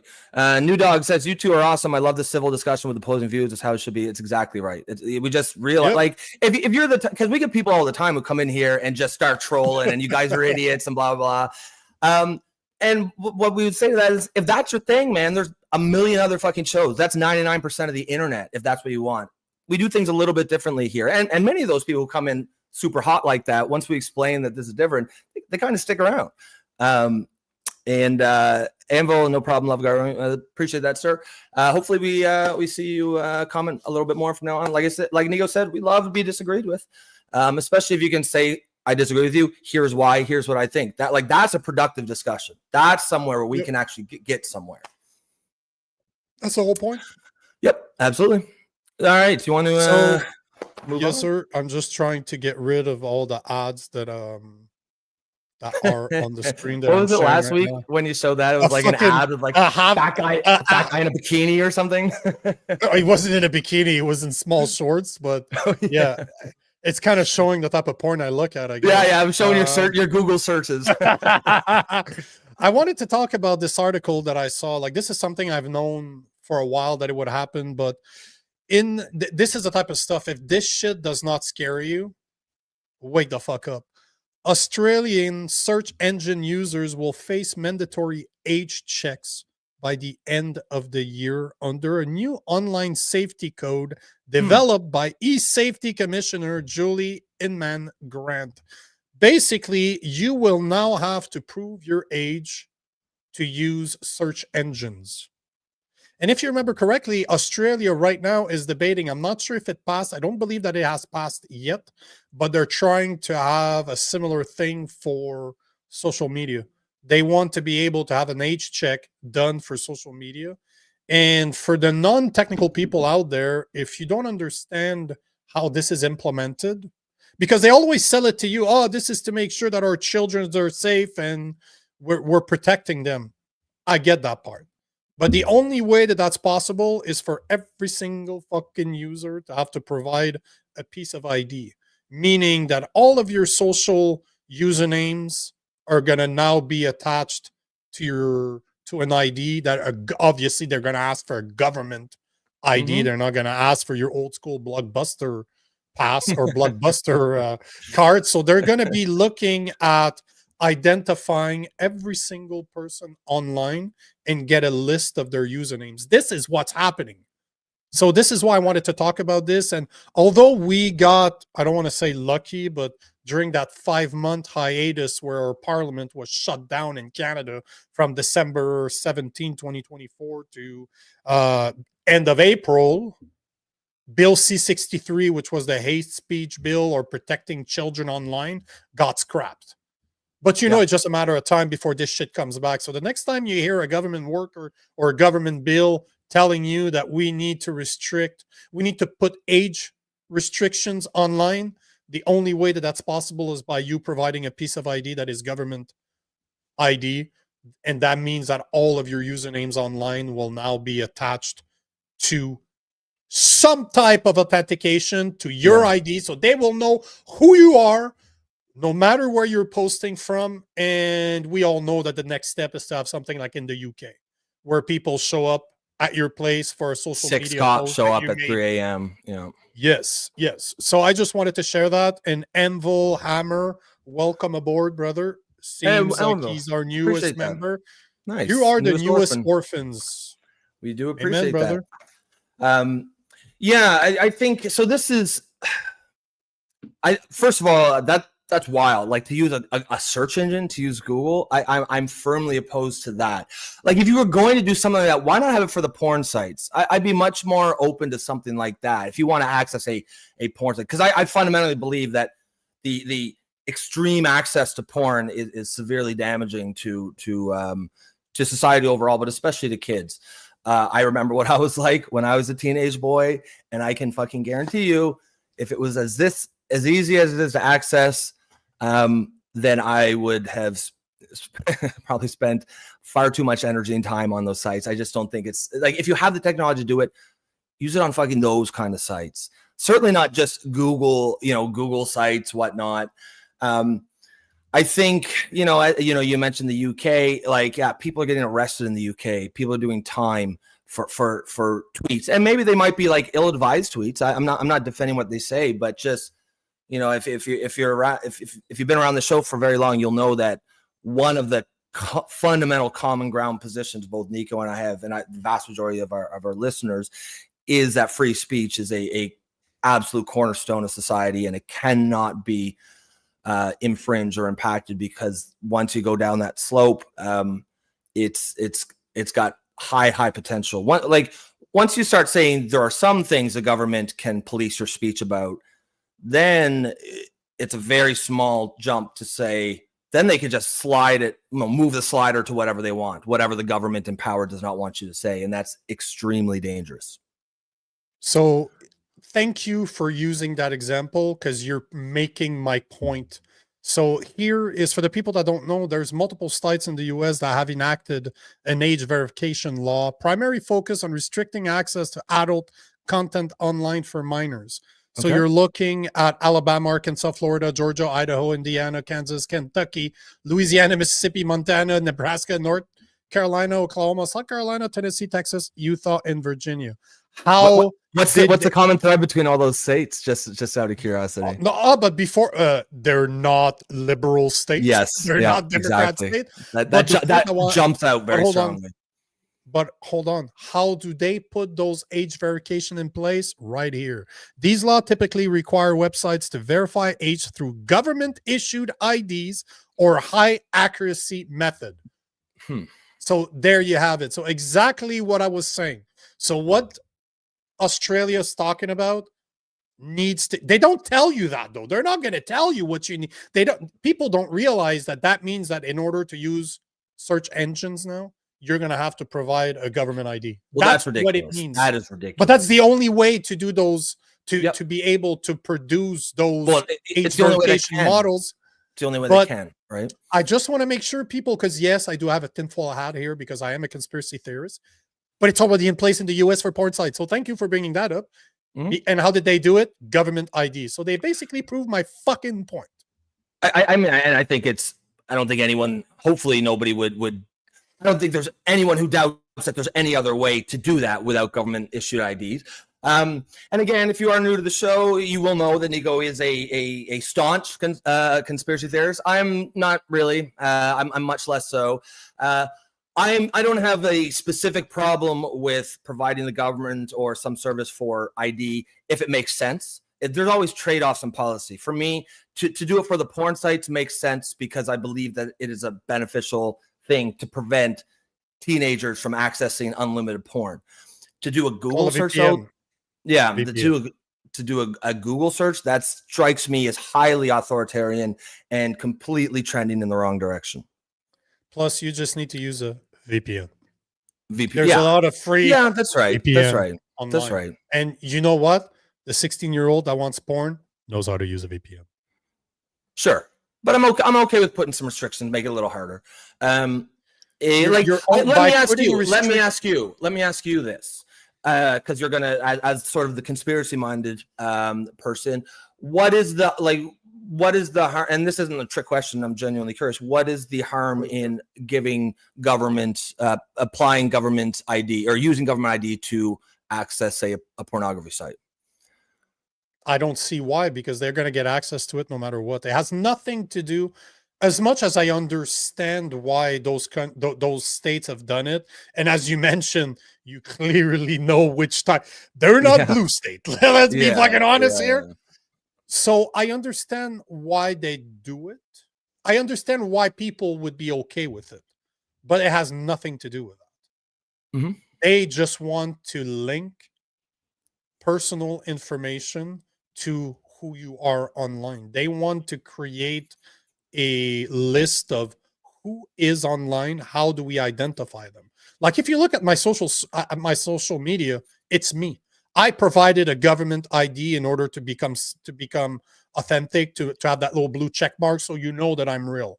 So to me, it's fine, because this is what I do. I have no problems. I say what I want online. I'm not worried about it, whatever. But I can understand why you want to remain anonymous online, and it's your right. Well, you have to have that right. It always comes down to, oh yeah, but I'm not doing anything wrong. It don't fucking matter. It's not because you're being a law-abiding citizen that you need to lose all of your privacy rights. They have nothing to do with one another. I am allowed to have privacy if I choose to have to. Yep. I don't have privacy online because my real name is attached to everything that I do. And it's fine. I don't have a problem. I'm okay with that. But I also understand why the average individual might not want their stuff to be attached. And that's why if you go to all of my profiles, you'll never see a picture of my wife. You'll never see pictures of my kid. It's not going to happen. I don't want to show this shit. They deserve to remain anonymous because they don't do what I do. That's my point, right? I want to be, if you have the right to privacy, no matter what. You have the right to privacy. That's freedom. That to me is as important as freedom of speech. You are allowed to be anonymous if you want to, but all of those checks are preventing that. And they always come in with what sounds like the best intentions, but at the end of the day, they know exactly what they're doing. They're not stupid. They know that that's an easy sell for especially those states. And it has nothing to do, like, I'm not saying that the reason the blue states don't have those laws in place is because they know and they want to remain anonymous. No, those fuckers are the one that's been censoring me for the past 5 years. It's just they don't give, they want, because they're ideologically suited to believe that porn is a good thing. And, or sorry, not, because we're talking about porn sites, right? Restricting porn. Yes. 100%. That porn is totally natural.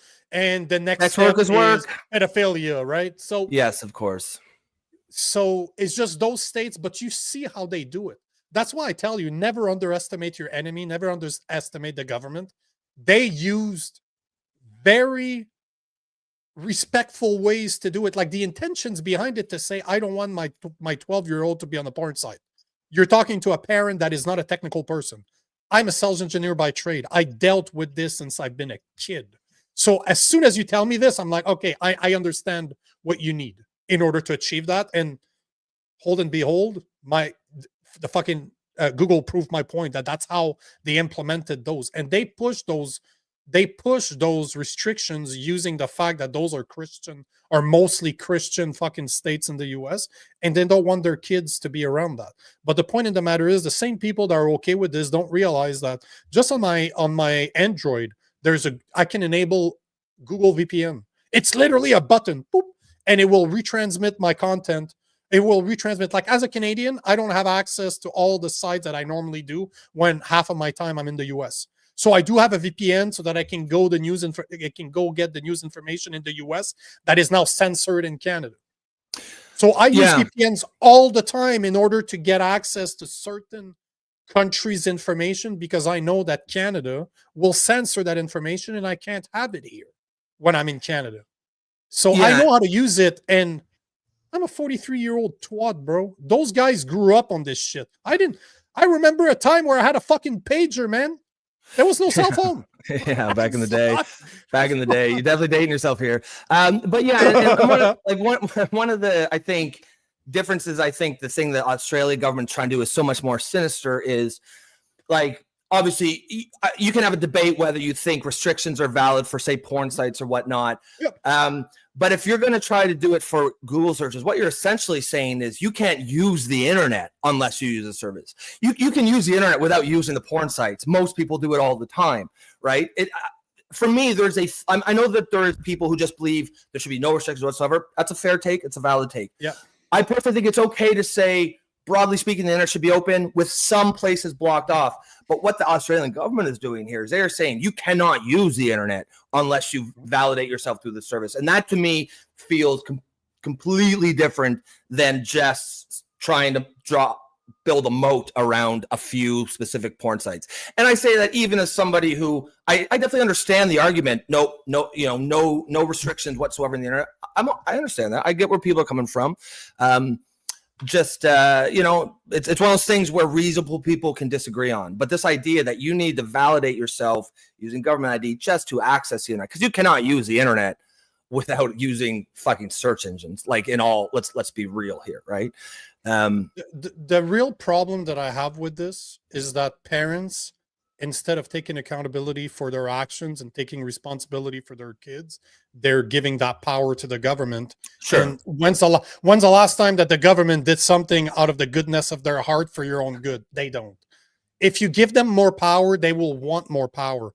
Instead of trying to have websites ask for ID of everybody, fully knowing that they can use VPN, bro, you pay for your son's or your daughter's fucking cell phone. You know how easy it is to install a software like Net Nanny that has been invented probably 30 fucking years. My mom had installed that on the house computer so I couldn't go on fucking porn site when I was a fucking teenager. So the point is that we keep on giving our power away to the government instead of taking accountability. How many people have I met over the past 3 years of traveling the US where the parents have homeschooled their children? Their children don't have cell phones until they're old enough to understand the responsibility. And we're talking like 15, 16 years old. And even then, they have a flip phone just in case of the emergency, because at that age, they can drive by themselves. So if there's an emergency, you want them to be able, but there's no data plan on them. It's just a call plan, just like you and I used to have when we were younger. So there's a responsibility that needs to be taken by the parent. And not only that, if you have a smartphone, you can literally install a Net Nanny equivalent. I don't know what the names are today because my son is not even fucking born yet, and it's going to take a while before he gets a cell phone. But my point is that those apps exist. It's your fucking cell phone. You pay for the plan. You pay for the fucking cell phone. It's a commodity that you're given to your child. You should know exactly what your child is doing online at any given time. And porn is the least of my concern. You know how many predators use games? If you start looking at predators they install child games on their phones or their laptops because all the games have chat options now. So they know that children are on their cell phones or on their tablets online. They play video games. There's little chat options, and they interact with children over the chat of a game for children. But parents don't realize that that's what predators do.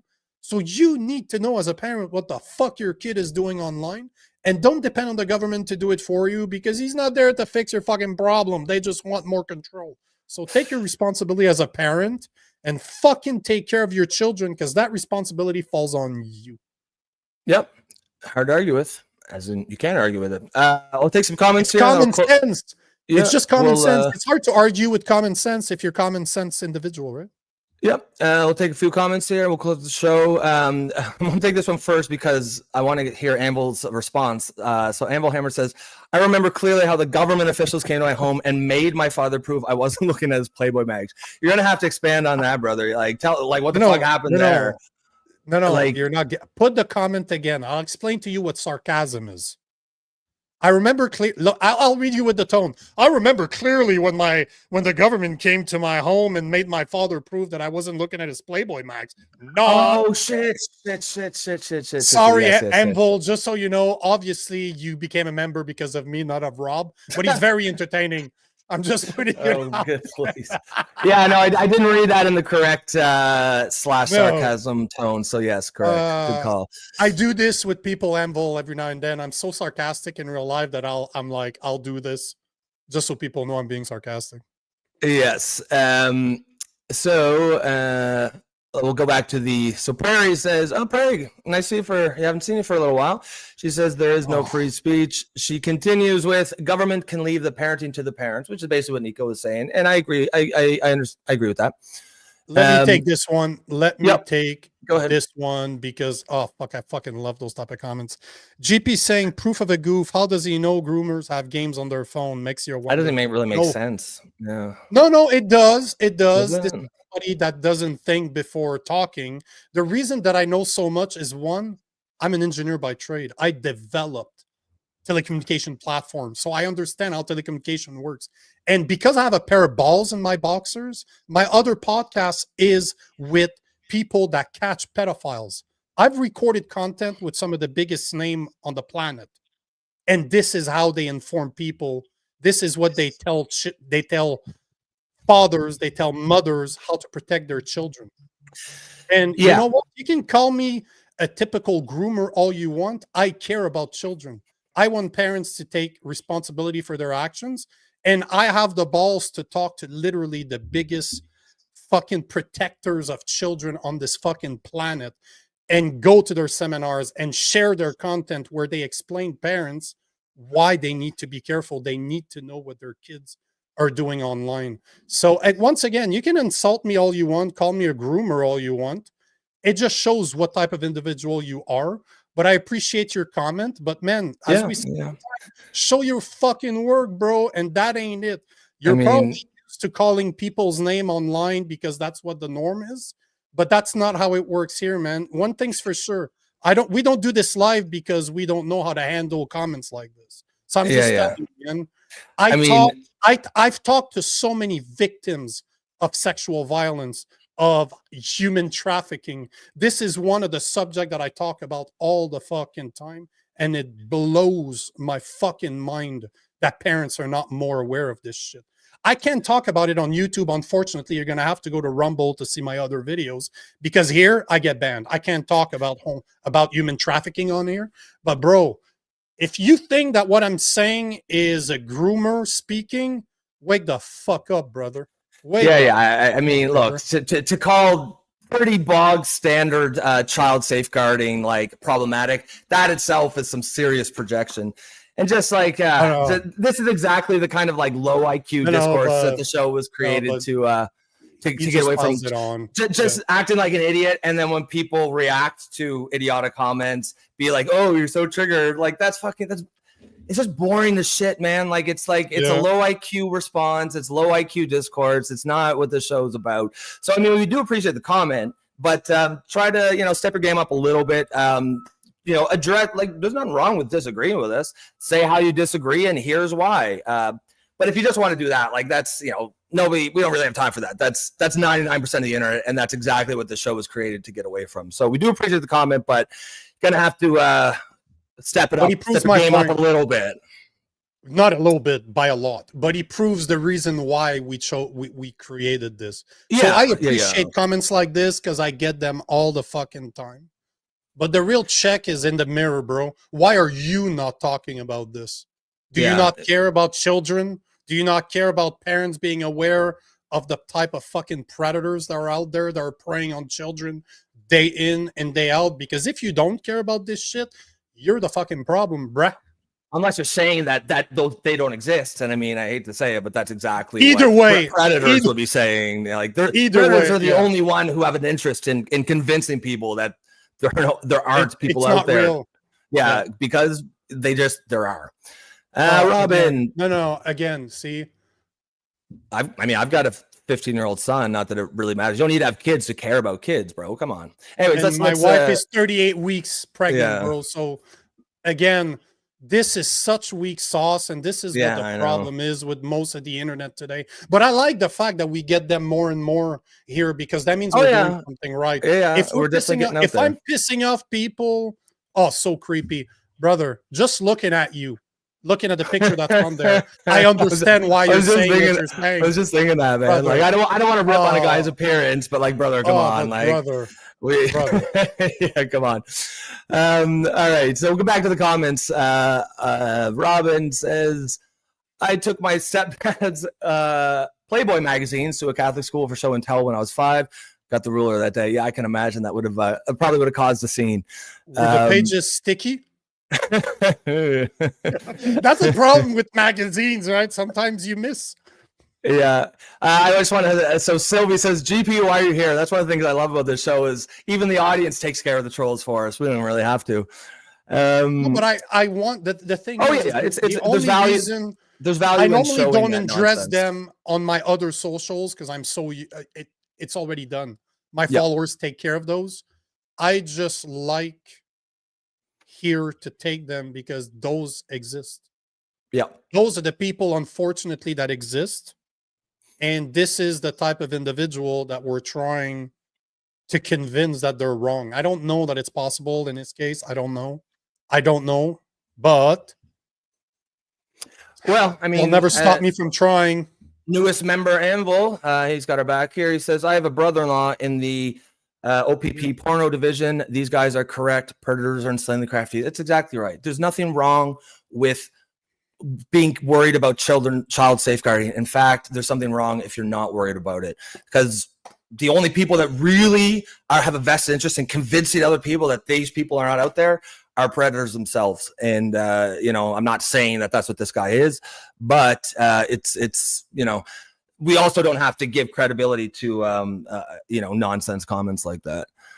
It's the other way around. He gives credibility to what we do, to us. Yeah, it is good to show like those kind of things because it allows us to highlight why the show is different. Because for every one kind of moron like out there like that, there's probably 10 people who wish there's a show like this. Morons, Jesus! No, you're calling him a moron. Oh, yeah, whatever. Take it easy, bro. Take it easy. Well, I mean, I'm quite relaxed. I couldn't really be more relaxed. Actually, nah, I'm not even gonna take that. Nico is against. Nico thinks porn's a problem too, as well. I do believe, if I'm not mistaken. All right. With that though, guys, I thought that was clear in what I said. That my point was that free speech is the underlying principle. Free speech is the underlying principle, and it comes down to the parents. It comes down to the individual to know how to self-regulate.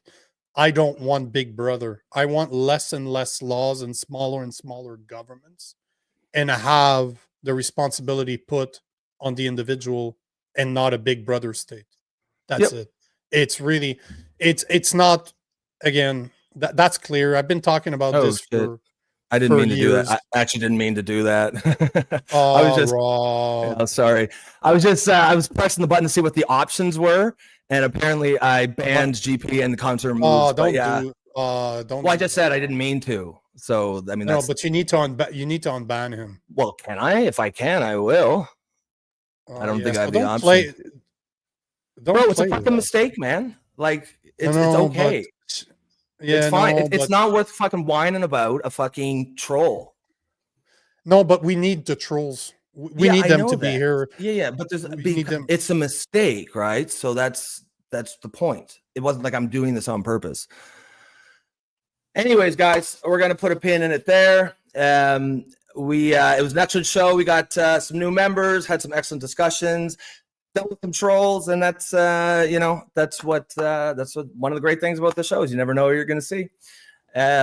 But for those of us that are still here, guys, we appreciate you. Could have been anywhere in the world today, and you chose to be here with us, and we are always going to appreciate that. Thank you to Anvil, newest member. Hopefully you stick around and kind of realize sort of the importance of what we're trying to do here and become part of the community. Other than that, guys, I think we will cut her there. We will check you tomorrow, 12 noon Eastern time.